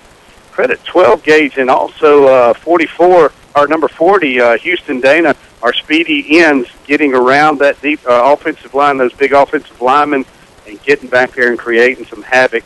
Did a good job. Those nasty boys coming out again on defense right before halftime. It'll be 1st and 10. Colonels from midfield. 1 second left on the clock in the 2nd quarter. Colonels leading 35-6. Offset eye in the backfield behind Davis. He'll turn handoff to Woods. Toller has a first down and more. Bounces near side. 35-30. Picks up a block from Kimball. And going to run out of real estate around the 20-yard line. They'll mark it at the 17. Boy, Toller gave that one all he had. 33-yard run to end the first half. Colonels will go to the locker room up 35-6 over Park Place Christian. Great run there to end the half by Toller. I thought he was going to have something. He had a nice wave of Colonels out front blocking. I saw Stephon Smith out there. And anytime you can get behind that big body and do some running, some things can occur. And Woods, like you said, gave it a run for the money, just could not, ran out of just pay dirt there and real estate, I guess as you would say, and just could not get to the end zone. An exciting first half of football by the Colonels. Colonels go to the locker room up 35-6 over Park Place. We will take a 2-minute break and come back with the Larry Vance Scott Station halftime show. Stay with us. You're listening to Colonel Football on Super Talk for the Delta. I'm Greg Bills from Bills Body Shop in Rubel, Mississippi, and I want to fix your car. We've been in business for 40 years in the same location. We're a family-owned business and currently have 3 generations still working under the same roof. If you're ever in an accident, we can tow your vehicle, help you with your insurance claim, get you in a rental car, repair your vehicle, and deliver it back to you in usually under a week. We're located at 501 South Oak Street, Highway 49, Louisville, Mississippi. Give us a call today, 662-756-2745. You won't be disappointed. Hey, you won't find any tricks here, just great grocery prices every day at Shoppers Value Foods, Indianola. This week you'll find bone-in assorted pork chops, the family pack, $1.37 a pound. Certified ground chuck, the family pack, $2.67 a pound. Fresh bone-in center-cut pork chops, the family pack, $1.88 a pound. And delicious pork baby back ribs, one piece, $2.43 a pound. Nobody does groceries any better than Shoppers Value Foods, Highway 82, Indianola. We make it simple for you every day. Get ready for the woods at Outlaw Sporting Goods in Greenwood. Find stands, attractants, feed, ammunition, rifles, and shotguns. Outlaw is a certified Benelli dealer. Find boots and clothing from Southern Marsh, Cool, and Drake. We have a wall of handguns, archery range, bows by Hoyt, Elite, and Bowtech, crossbows, youth bows, Rage, broadheads, Yeti coolers in every size and color. Duck hunters, we have decoys, shells, and waders. If you need it, Outlaw Sporting Goods has it. When you leave Outlaw Sporting Goods, you just feel better. Outlaw Sporting Goods, Greenwood.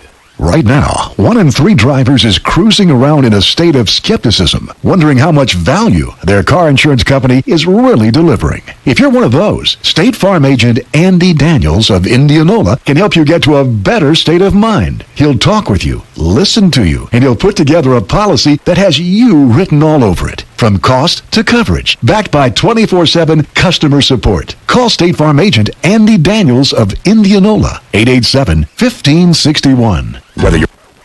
Welcome back. This is the Larry Vance Scott Station halftime show. Larry Vance's Scott Station, located on Highway 82 in Indianola, next to South Sunflower County Hospital.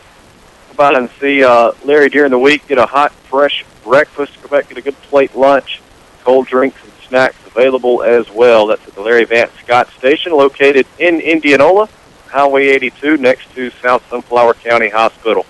35-6, your halftime score. Colonels on top of the Park Place Crusaders. Took the Colonels a drive or two to get going. Kind of wore that defensive line of Park Place down with the running of Lester, and then all of a sudden the Colonels were able to spread it out, use their different weapons. 2 touchdowns on the ground by Lester, a couple of TD passes by Hill, and the Colonels with consecutive blocked punts, turning one of those into a touchdown, and then a good all-around first half. It really has. We've scored in hunks and chunks, and scored in different ways as well, and as well as given up a score in an odd way with a scoop and score on the by the defense. You know, it really has been an interesting and different scoring half for both teams, but nonetheless, the Colonels are on the top on the scoreboard, and that's what we wanted to see. They have come out here and technically, proverbially, taking care of business so far, and that's what you want to see. You hope on this first series of defense we have as Park Place is going to get the ball to start the second half, you hope that we have a nice stop here, go and get in that end zone once, and let's get that running clock. Look at some first half numbers offensively for the Colonels. 244 yards in the first half, 175 on the ground, 69 through the air. Quarterback Will Davis, 5 of 10 for 69 yards, 2 touchdowns, no interceptions. Randy Kimball with 2 receptions, 26 yards and a touchdown. Wesley Lester, 1 reception, 29 yards and a touchdown. Thomas Putnam, 1 catch for 13, and James Hill, 1 catch, 1 yard. On the ground, Lester with 14 carries, 119 yards, and 2 touchdowns. Woods Toller, 2 carries, 47 yards. James Hill, 3 carries for 13. Thomas Putnam, 1 carry, -2. And Will Davis, 2 carries, -2. On the defensive side, 4 total tackles in the first half for Lester, also 4 for Eli Lipsy, 3 total tackles for Peyton Barnes, also 3 for Stephon Smith and Woods Toller. 2 sacks in the first half to go along with a blocked punt for Josh Hill. He had a huge first half. That was all in the same drive, by the way. 2 sacks and the blocked punt. Half a sack for Houston Dana, half a sack for Clint Jones, and 1 interception for Day Willis. Kirk coming through in the clutch. At the half, Bio Academy leading Columbia 21-12. That's who the winner of this game will match up with next week. The winner of that one, that's the 8-9 matchup being played up the road in Cleveland. So 21-12, Bio leading Columbia at the half there. And, that one kind of playing out like we thought. You and I discussed it off air before the game started. Thought that could be a really good ball game between Bio and Columbia. 9-point game at the half, and Colonels can finish off the Crusaders. We'll await the winner. Yeah. Also have, 12-6 Bowling Green, late second quarter, 40-0 Starkville at halftime. This is in our same division, but Simpson 14-0 at the half over Capaya. Then you got Leake Academy 21-7 at half against St. Al, and then, like you said, 21-12 over Columbia. And that Bowling Green score you mentioned, that's over Adams County Christian. That is correct, the 14 seed. So that's the one that everybody was kind of worried about. And, they Bowling Green right now seems to be taking care of a little business. We'll go ahead and throw out Double Quick trivia for you. You'll have an opportunity to win a $10 gift card from Double Quick. If you know the answer, call 662-207-8335. Again, that number is 662-207-8335. Be the first to call in and answer correctly. You win a $10 gift card from Double Quick. Our question tonight, we want to know, as Indianola Academy head coach, against what team does Tommy Nestor have the most postseason wins? Postseason wins. Yes, as Indianola Academy head coach, against what team does Tommy Nestor have the most postseason wins? If you know the answer, call 662-207-8335. We're going to step aside and take a break. We'll try to get a winner, and we'll be back with Colonel Football on Super Talk for the Delta. You're mulching flower beds, exploring, or hunting, you've got to be ready for whatever comes your way. Doesn't matter if it's loose gravel, dirt trails, or no trail at all. John Deere Gators are built to handle it all. Head to your local Wade dealership now and get $400 off the Gator XUV 835M and $300 off all mid-sized XUVs. This offer ends on October 26, 2018. Some conditions apply. See johndeere.com or visit your local Wade dealership for details. Wade Incorporated, delivering service, solutions, and success since 1909.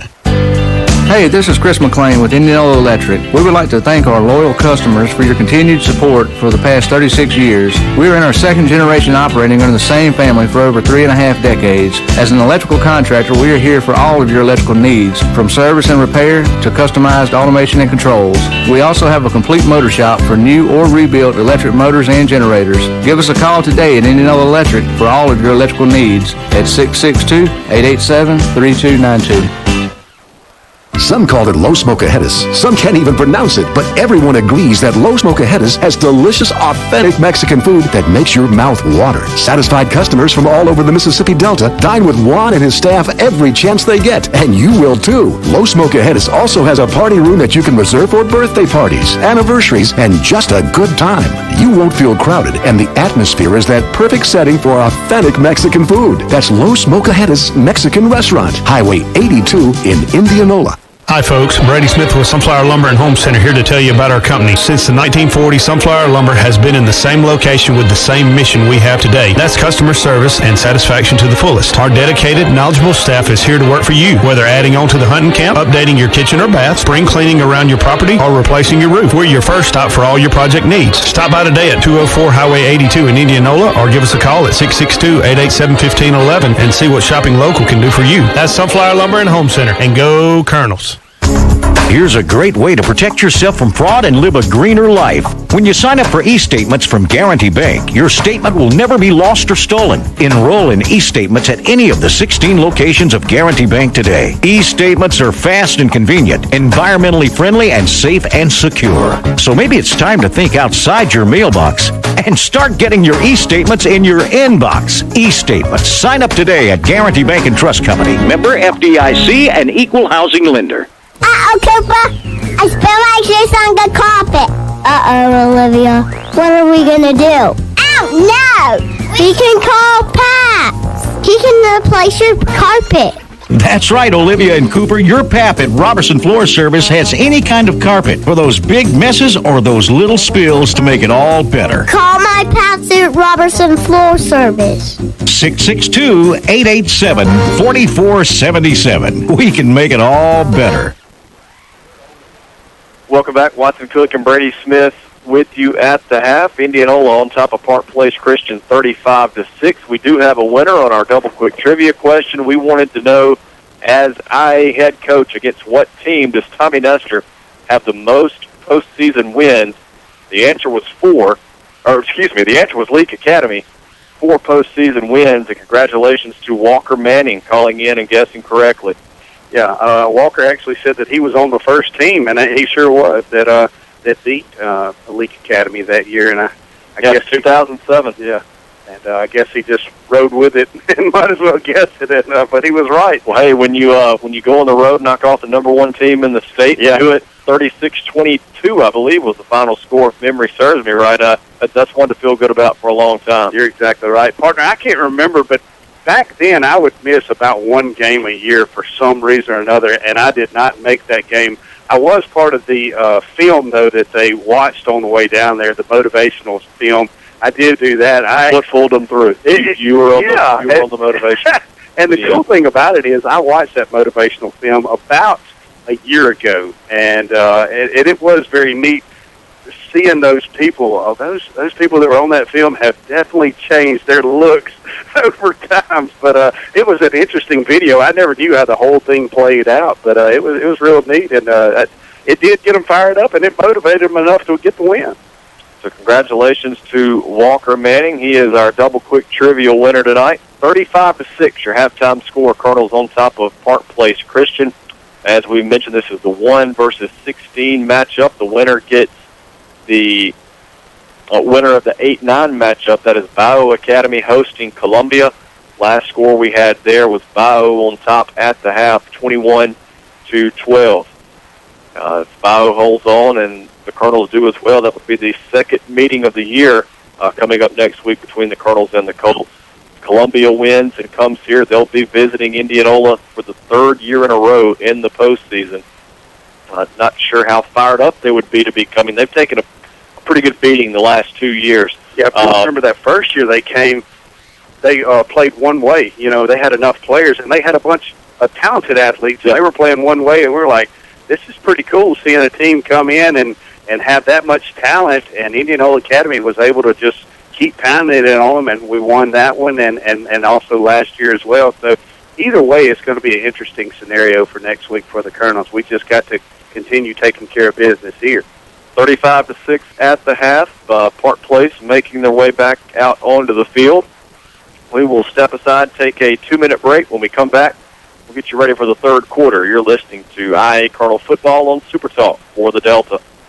David Smith Construction of Inverness is a proud Indianola Academy sponsor. At David Smith Construction, our reputation is building every day. And Coach Tommy Nestor and the Colonels have built a winning tradition that we are proud of. Whether it be commercial or residential, let us take care of your building needs. We've been building for satisfied customers since 1982, and we would love to add you to that list. David Smith Construction is located on Highway 49 in Inverness. Call David Smith today at 265-6060.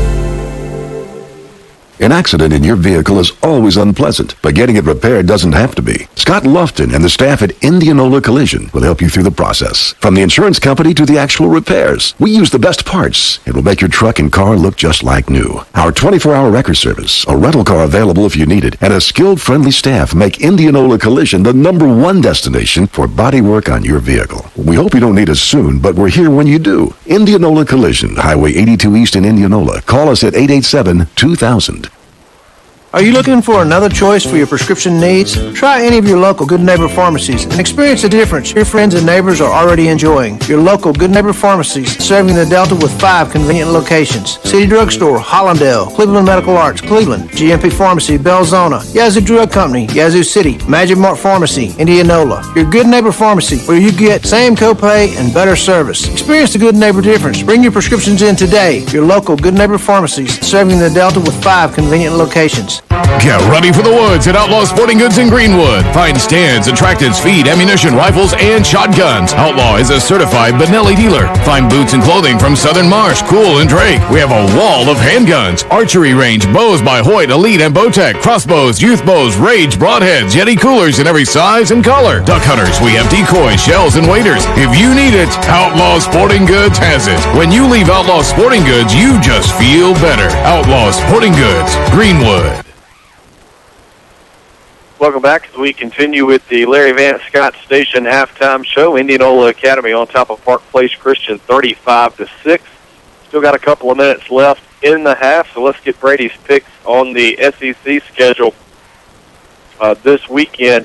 Start things off tomorrow morning at 11 o'clock. Vanderbilt visits Arkansas. It's going to be an interesting game there. You got an East versus West matchup.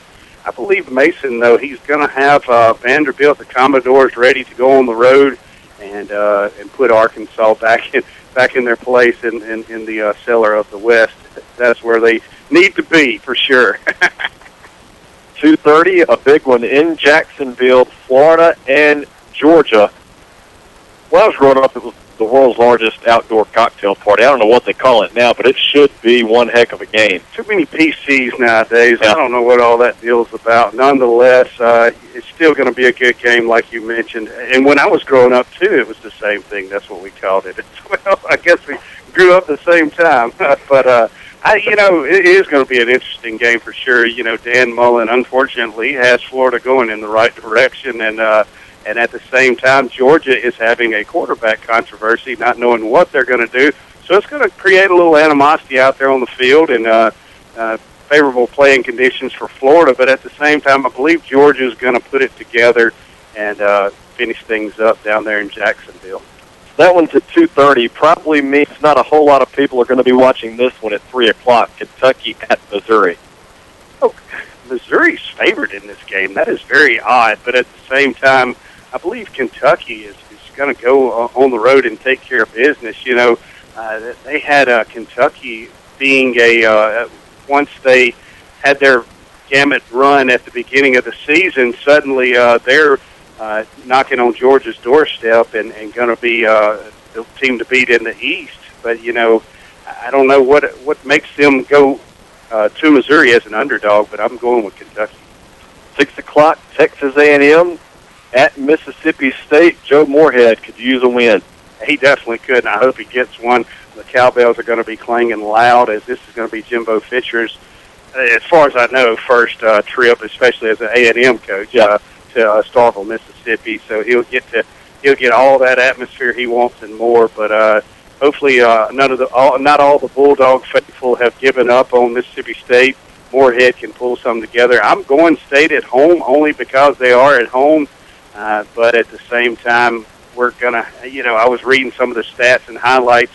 Texas A&M does not give up a lot of rushing yards. That's our bread and butter. So I'm scared they're going to make us have to pass a lot. Could be a low-scoring affair. Hopefully the Bulldogs pull it out. And Tennessee and South Carolina wrap things up 6:30 tomorrow night. That one at South Carolina.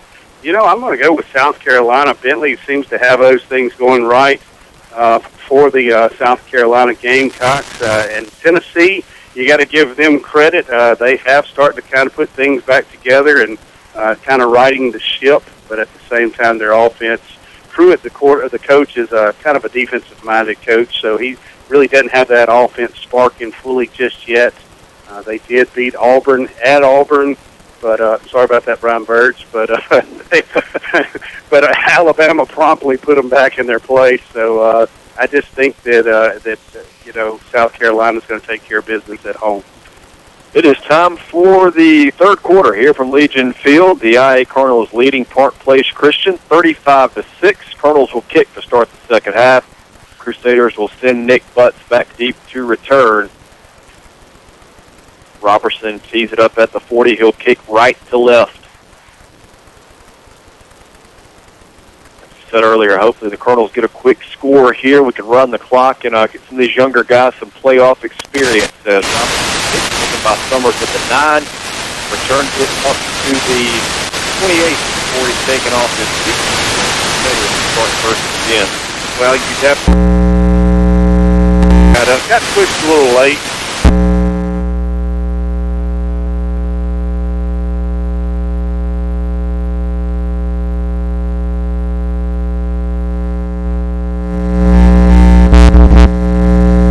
Get up and do that late push there. Fortunately,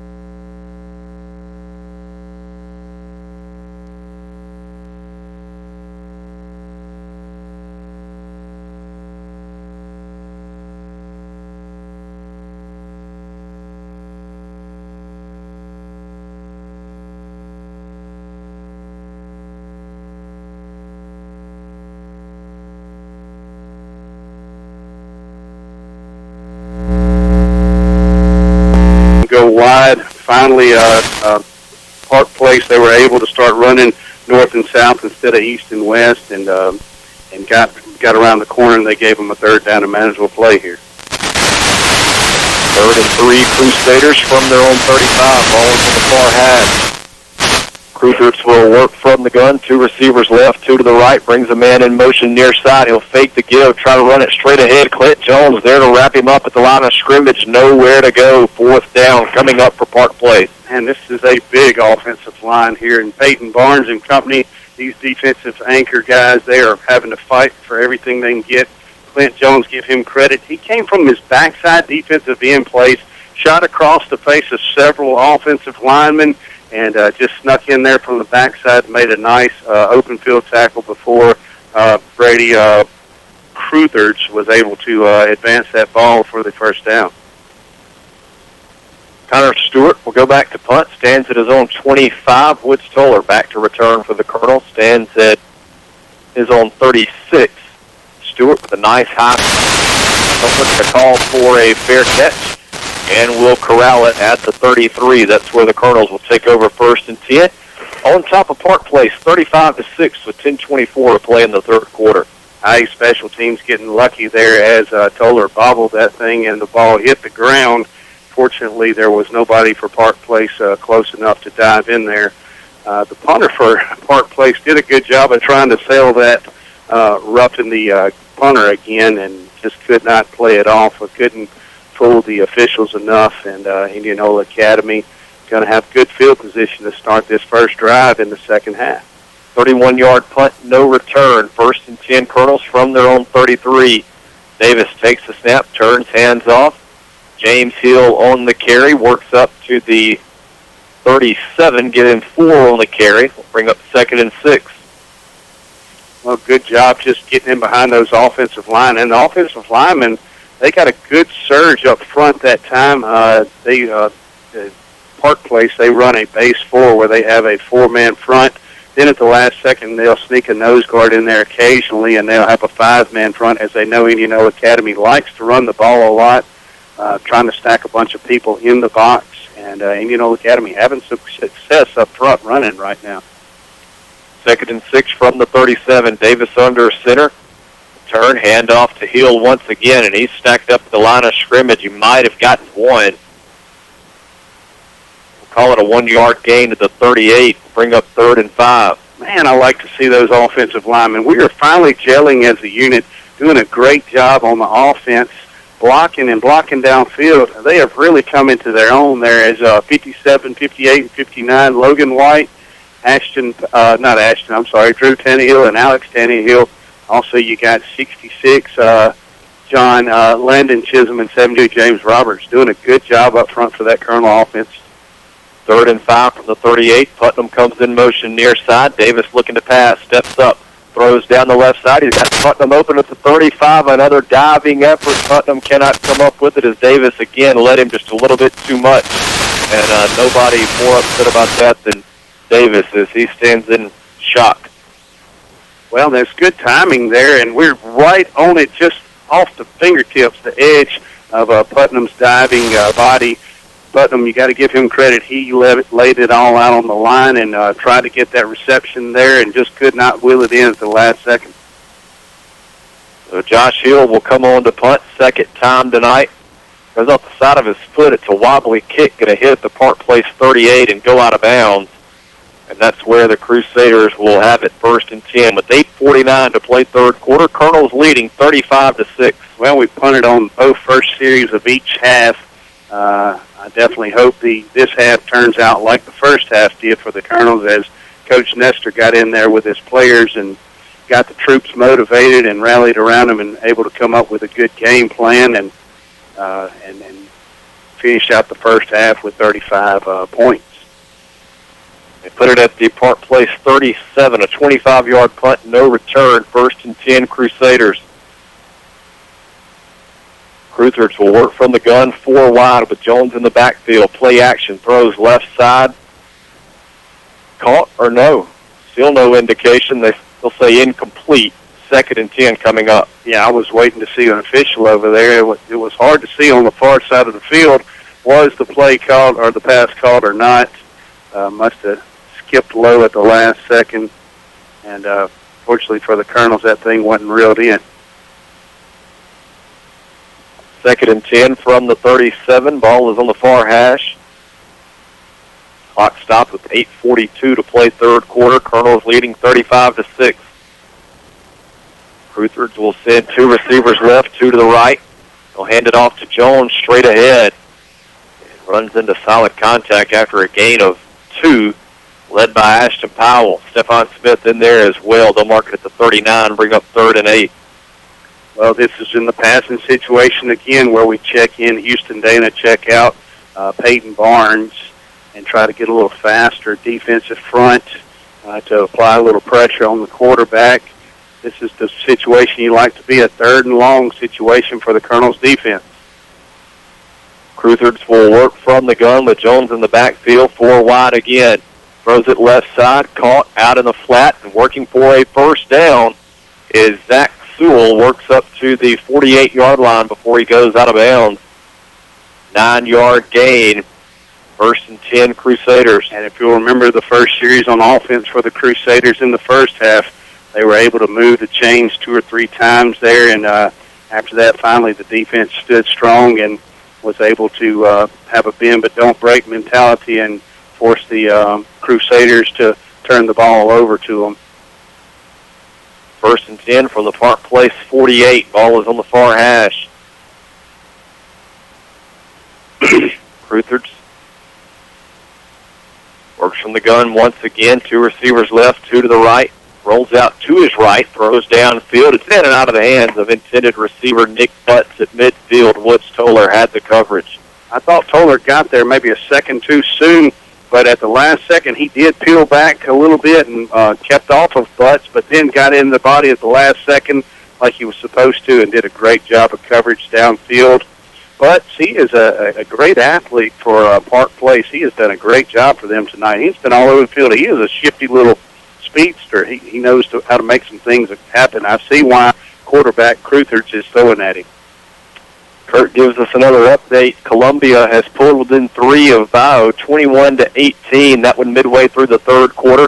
Cruthers looking to pass on 2nd and 10. It falls incomplete. Clint Jones was giving heavy pressure. Yeah, wisely threw the ball into the ground. Didn't have enough time to get his footing up under him. Clint Jones was putting the pressure on that. The quarterback was faking the dive. Then he rolls out kind of a bootleg. It was a naked bootleg by himself, and it was play action. And before he could turn around to get his footing up on him and get established and find his receivers, Clint Jones was already in his face. Great job of applying pressure on the quarterback for the Colonels D. 3rd and 10 Park Place from their own 48. 7:51 to play in the third. Colonels leading 35-6. Cruthers looking to pass, going downfield. Has a man near the 30. Working down to the Colonel. Over there. He did. That's what I was about to say. Eli Lipsy turned to the inside. Should have turned to that.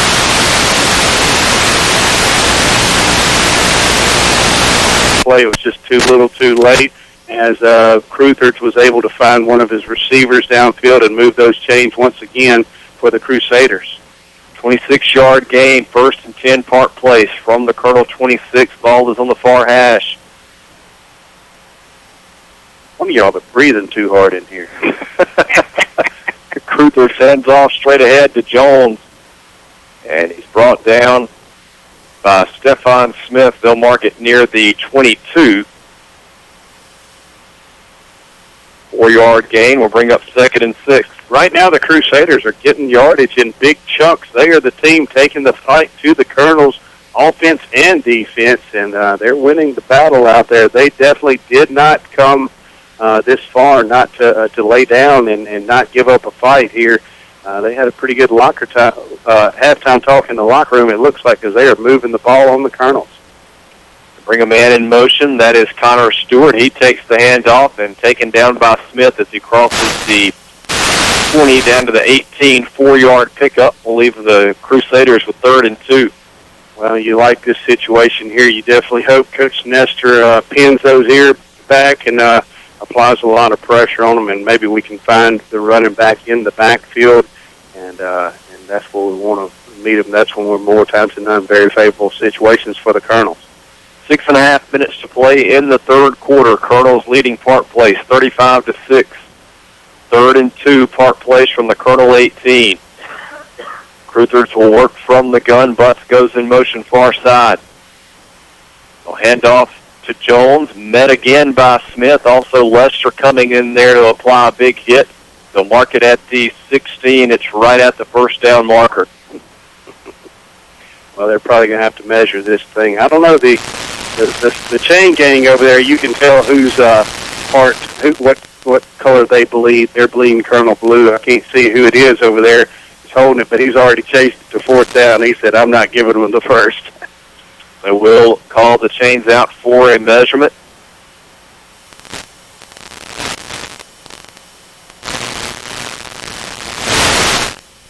We'll stretch them out and say 1st down Crusaders. They'll have it 1st and 10 from the Colonel 16. Freddie, you got anything lately on Bowling Green and Adams County? I hadn't seen anything yet right now. 22-12 Adams. Yeah. All right, so there it is, 22-12 Adams now. I wish I knew how long it was to go in the game. So Adams has come back, righted the ship. Yeah, scored 16 unanswered. Yeah, I did get that a second ago. My bad. So here in Indianola with 5:50 to play, 3rd quarter, Colonels leading Park Place 35-6. Crusaders have 1st and 10 from the Colonel 16. Stewart comes in motion, near side. Cruthers looking to pass. Time in the pocket, taken down at the last minute. Clint Jones gets in there again along with Peyton Barnes. Well, that pocket collapsed in a hurry. It really did. And Clint told me earlier in the week, he said, I feel like this line is a lot bigger than we've ever faced, but at the same time, we're going to be able to make them look vulnerable, especially on the passing situations. We're going to try to run around them and make them chase us and after us. And, and right there, he showed exactly what he was talking about by getting around that big right tackle and just running around him and then putting himself back in the play and hitting the quarterback from behind. 4-yard loss, 2nd and 14 from the 20. Cruthers looking to pass, going toward the corner of the end zone, incomplete, overshot intended receiver Connor Stewart. Lipsy had the coverage. Will bring up 3rd and 14. I believe if that was a catchable ball, Lipsy gets called with pass interference. I agree. He had a hand on the intended receiver's shoulder the entire time up the route. And fortunate situation, we dodged a bullet there. The Colonel's defense did. Brandon Brown will check in for Lipsy.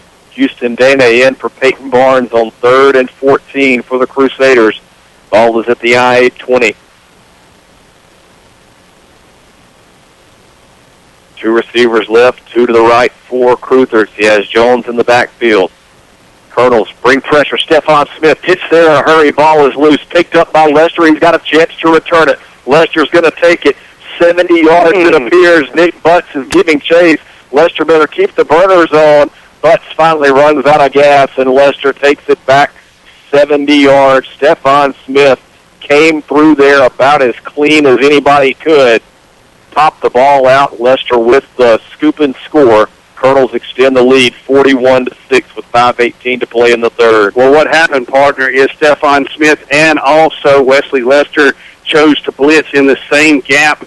There's two offensive linemen on that right side of that center, the guard and the tackle. There's three guys over there. Those two guys have to figure out which two they're going to pick up and let that third one go free. The one that went free was Stephon Smith. That's not one not to put a body on. And they were able to capitalize on that. And Wesley Lester finds the ball on the ground, wisely picks it up, and carries the thing back a long ways. And you were sitting there saying, hey, he's going to carry this thing to the house. I was like, don't give up on number 11, Nick Butts. If we mentioned him, that young man can scamper. He almost caught back up with Lester. Too little too late, though, as Lester was able to carry that thing to the land of milk and honey. You like that, don't you? Robertson on for the extra point. It is up, and it is good. 42-6. Play in the third quarter. Step aside, take a 1-minute break, and be back with Colonel Football on Super Talk for the Delta. There's something special about having that trusted friend by you each day.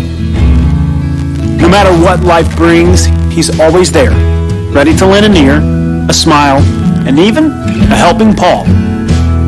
At Planters Bank, that's what we're here for. We believe in you, and we're cheering you on each and every step. And in the places we can help, we'll be giving you that extra push you need. Planters Bank, growing together. Member FDIC. Whether you're mulching flower beds, exploring, or hunting, you've got to be ready for whatever comes your way. Doesn't matter if it's loose gravel, dirt trails, or no trail at all. John Deere Gators are built to handle it all. Head to your local Wade dealership now and get $400 off the Gator XUV 835M and $300.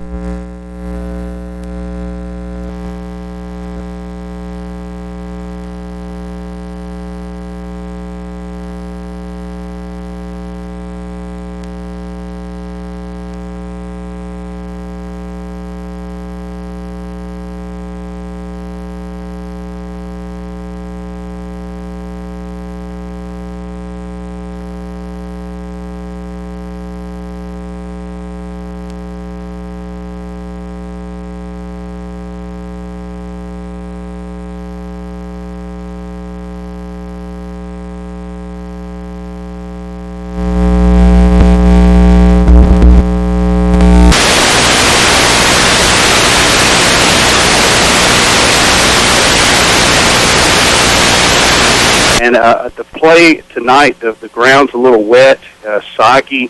It's not favorable passing conditions, so this could play into Columbia Academy's favor. And I guarantee you that's an interesting game up there in Cleveland, Mississippi tonight. Got some subs in now. Braden Kimball in at defensive end. Ford Owen at nose guard. Reeves Policini, the other defensive end. I don't believe the Colonels have the full personnel out there. They're going to burn a timeout. That won't stop the clock. They're going to keep it running with 2:40 to play in the third. Colonels on top 42-6. And it looks like Columbia got on the board their latest touchdown, came on a pick-six interception return. So, again, a good one brewing in Cleveland, winner of our game. Colonels, by all means, truly going to hold on to win this one. We'll get the winner of Bio Columbia. Timeout on the field with Park Place going to have it 1st and 10 from their own 19. Who did we play a couple of years ago? Was it Starkville Academy? And we got a running clock on them, and they kept their first team out there and tried to catch back up with us. Who was that? It might have been Starville, I want to say, or No, I don't think we've had a running clock on Starkville. I think it was Columbia. It was Columbia. That's right. That's exactly right. They didn't want to accept that defeat that they had the running clock on them, and they kept the air raid attack out there and almost caught back up with us. It was a interesting second half for sure, and they just the clock outran them finally. Yeah. Coming out of the timeout, 1st and 10, Crusaders from their own 19. Handoff goes to Jones. The flag.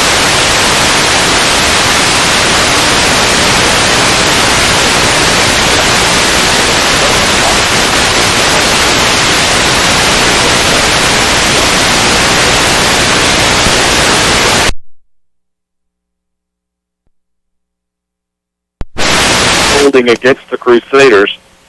We'll back them up 10 yards. Clock continues to run. Under a minute to play now in the third. The young sibling of the young Kurt Owen up here in the booth with us, enjoying this nice weather with, he doesn't have shorts on tonight. That's pretty good. I'm glad he put some blue jeans on. Those legs getting a little cold. 10-yard penalty takes the Crusaders back to their own 9, 1st and 20. They've got time likely for one more play here in the third quarter.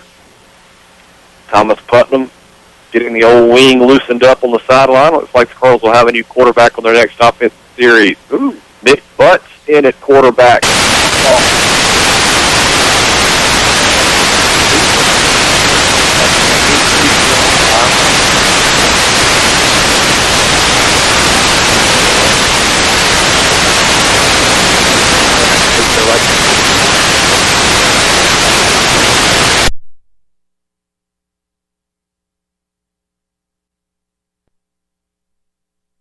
I'm telling you. Third quarter comes to an end. It's all IA here tonight, 42-6. They lead Park Place. As we get ready to go to the fourth quarter, we'll take a 1-minute break and be back with Colonel Football on Super Talk for the Delta. At South Sunflower County Hospital, we are getting patients back into full swing. When you need skilled nursing or rehab after a hospital stay, there's no finer care than South Sunflower County Hospital. Complete high-quality care right here in Indianola. Our on-site swing bed facility offers an individualized, hands-on approach to providing physical, occupational, and speech therapy services with easy access to physicians. Let us help you get back into the swing of things. Closer to family, closer to home. South Sunflower County Hospital, your hometown hospital. We got snacks at Double Quick. Get your chips at Double Quick. Ice cream cones and Hershey's Kisses. Keep it moving. Just got off work. So hungry. Need a drink. Cause I'm thirsty. Doritos, little Debbie's Swiss rolls. I can't get to Double Quick even with my eyes closed. Welcome back as we get ready to start fourth quarter here from Legion Field. IA leading Park Place Christian 42-6. 2nd and 11 Crusaders ball at their own 18-yard line. They go back to Shoup at quarterback. He swings it out near side, complete to Sewell. Works to the 21. Jacob Sepulveda, Brandon Brown getting in on the tackle. I was having to look up some numbers there. I wasn't sure who to call. Nolan Nichols as well. I was thinking that was Mitchell Pitts for a second, the old 27 number. 3rd and a long 8 for the Crusaders. Clock continues to run here in the fourth. Colonel's in control, 42-6. I wonder what number Will Nichols and Will Pitts were back in the day. I'm going to have to get them to text me that information. So when they do get our numbers out there, the jersey numbers, maybe we could get them in a play or two. They've gotten extensive playing time this year. They have. They really have. 4 wide for Shoup, and officials going to stop play. Park Place won't say timeout to talk things over. Clock will continue to run. 10:50 to play. 42-6. Colonels lead it over the Crusaders. Looks like Columbia still leading by 5 over Bio Academy, 26-21. That one late in the third quarter. Wayne Academy 28-12 at Silliman. Wow. And then also Leak 41-7 in the fourth with 8 minutes to go Leak has St. Al, and then Wayne Academy at Silliman. Now, Wayne and Silliman, that's in our half. That's the 5-12 matchup. That's going to be in the bottom flight, so we would meet them in the semifinals if that's where we would find those teams. Interesting. Wow. That's going to be a good game there with that Wayne and Silliman. We need to watch that for sure, keep updates on it. Adams still leading Bowling Green 22-12. That one just started the third quarter. 9:53 to play here, coming out of the timeout. 3rd and 8 for the Crusaders. Ball is at the Park Place 21. Shoop takes the snap, rolls out to his right, lost it downfield, incomplete, in and out of the hands of Walker Williams. Had it near the first down marker, couldn't hang on. John Clayton Chisholm had the coverage. Yeah, the quarterback got the ball out there. Nice, crisp out route ran by the intended receiver. Receiver just could not hold on to that ball, and quarterback put it where only he could catch it. And like you had mentioned, Chisholm out there on the coverage had pretty good coverage as well, but receiver just could not hold on to it. The 4th and 8, Crusaders going to punt. John Reese Jackson will go back to return for the Colonels. He'll stand at midfield. Connor Stewart back to punt. This one nearly blocked as Braden Kimball almost got a hand on it. Jackson going to let it hit. Will take a short Park Place roll and be down at the IA-37. And that's where the Colonels will start 1st and 10. Clock continues to run here in the 4th. 8:40 to play and counting. Colonels leading the Crusaders 42-6. Yeah, 81 also. Grant Coleman almost getting in there and blocking that thing as well.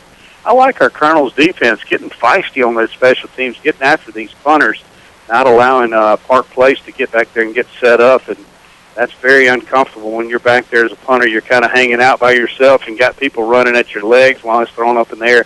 Can make for a sticky, tricky situation.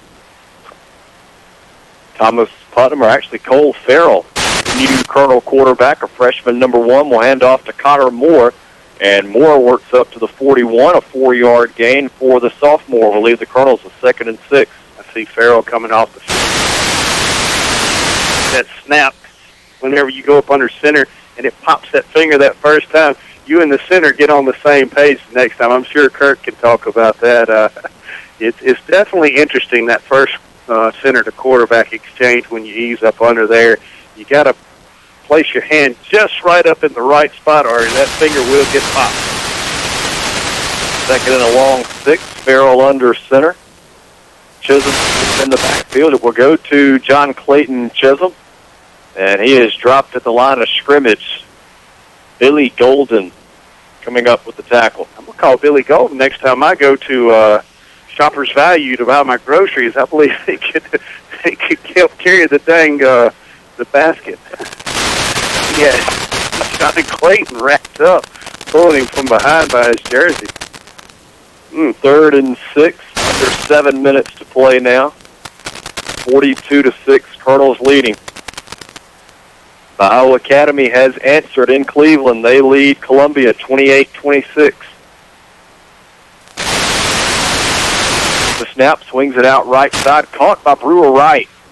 And Wright will work back to the line of scrimmage. No gain on the play. How about Cole Farrell getting his name in the stat book, a pass completion. Brewer Wright coming up with the reception. We'll bring up 4th and 6 for the Colonels. Yeah, good job there by the receiving corps, getting the ball out there in the open field. Just could not advance it enough. Give Park Place Christian credit. Their defense got to the ball quickly and was able to scoop it up before it got too much pressure. James Hill will go back to punt for IA. We saw him last week and gets off a high spiral kick, going to hit at the 30.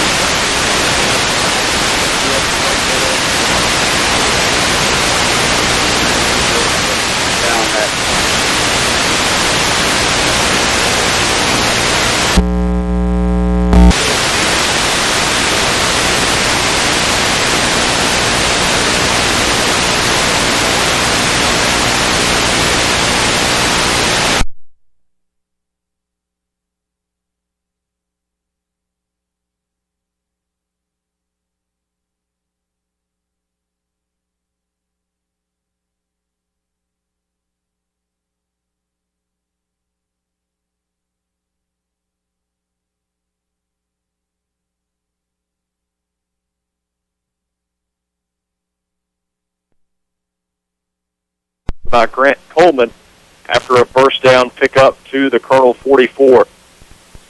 14-yard run. Trying to find some updates over your partner. Sorry, I'm not jumping up or down or anything. Let's see. 28-20 Wayne Academy start of the fourth quarter over on the road at Silliman. The 5-seed, 12-seed matchup there. Walker Anthony, Warren Toller, Jeff Rainey all check in for the Colonels. They'll be up front on the defensive line. Jacob Sepulvado in there at linebacker along with Grant Coleman and John Luther Selby. John Clayton Chisholm is a cornerback. We'll get the other subs for you here momentarily. Shoup calls his own number on 1st and 10. He's going to pick up another as he works to the Colonel 45-yard line, taken down by Warren Toller and John Reese Jackson. I like that defense converging to the ball, getting there, gang tackling. That's what you like to see. Make our jobs tough up here, the stat crew, trying to figure out who to record that tackle and a gang tackle, and that's what you want to see, these young men getting to the running back and getting there in a hurry and bringing him down with authority.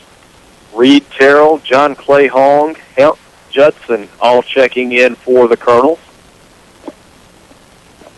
While we're substituting, why don't you and I just get some subs coming up? I could use the warming up for sure. 1st and 10 Crusaders. They'll hand it off on the end around, coming near side. That's Braden Stewart on the carry. Taken out of bounds, Jacob Sepulvado, Nolan Nichols combining on the stop. They'll mark it at the Colonel 37. Number 8, Reach Terrell giving chase. Did a good job of converging, getting to the ball from the backside. Just did not give up on that play. Steadily running, trying to get in there. Clock runs with 3 minutes to go. The Colonels lead at 42-6 over Park Place Christian. Colonels will host again next week. Question is, will it be Bio Academy? Will it be Columbia Academy? Right now, Bio leads by 2, 28-26. It's early in the fourth quarter. Handoff goes to Jacob Summers around the right side. He's got a good burst inside the 20, inside the 15. 2 flags are down. Like Hemp Judson going over to make the tackle along with John Clayton Chisholm. Jacob Sepulvado in there as well. Marshall Reed was in on that last play also. Missed him the last time we got the subs, and it looks like Leland Selby is going to check in. 63 Walker Anthony in there as well. A lot of young, fresh faces. These jerseys, you can tell who's checking in and out. All these jerseys are really clean, and all the ones that have been playing a lot, they've got the dirty jerseys. Josh Hill does his best cheerleading impression on the sidelines here as well. I don't know if we're best in there. Yeah, if that was his best, then we got a long way to go. The penalty against the Colonels will take the Crusaders inside the 10. It'll be 1st and goal from the 9 with 35 to play. Shoup is the quarterback for Park Place. Looking to pass, throws left side. Caught by Connor Stewart, and he will take it to the end zone. Touchdown Park Place with 1:27 to play. Makes it 42-12. Good hustle there by 27, Nolan Nichols. And also, who else is that out there? Maybe number 18, that looks like, yeah, John Clay Hong just could not get the angle as the receiver for Park Place had the edge, and he had a head full of steam going. Once he caught that pass, was able to get into that end zone. Good job by Park Place finishing this game out strong. Easton Johnson on for the extra point, leaves it a little bit short. Score remains 42-12 with 50 seconds to play. May not even have to kick it off. Colonel's going to win this one and advance to the second round of the MAIS AAA playoffs. We'll be back here at Legion Field next week, 7 o'clock kickoff. Opponent yet to be determined. A good showing tonight for the Colonels.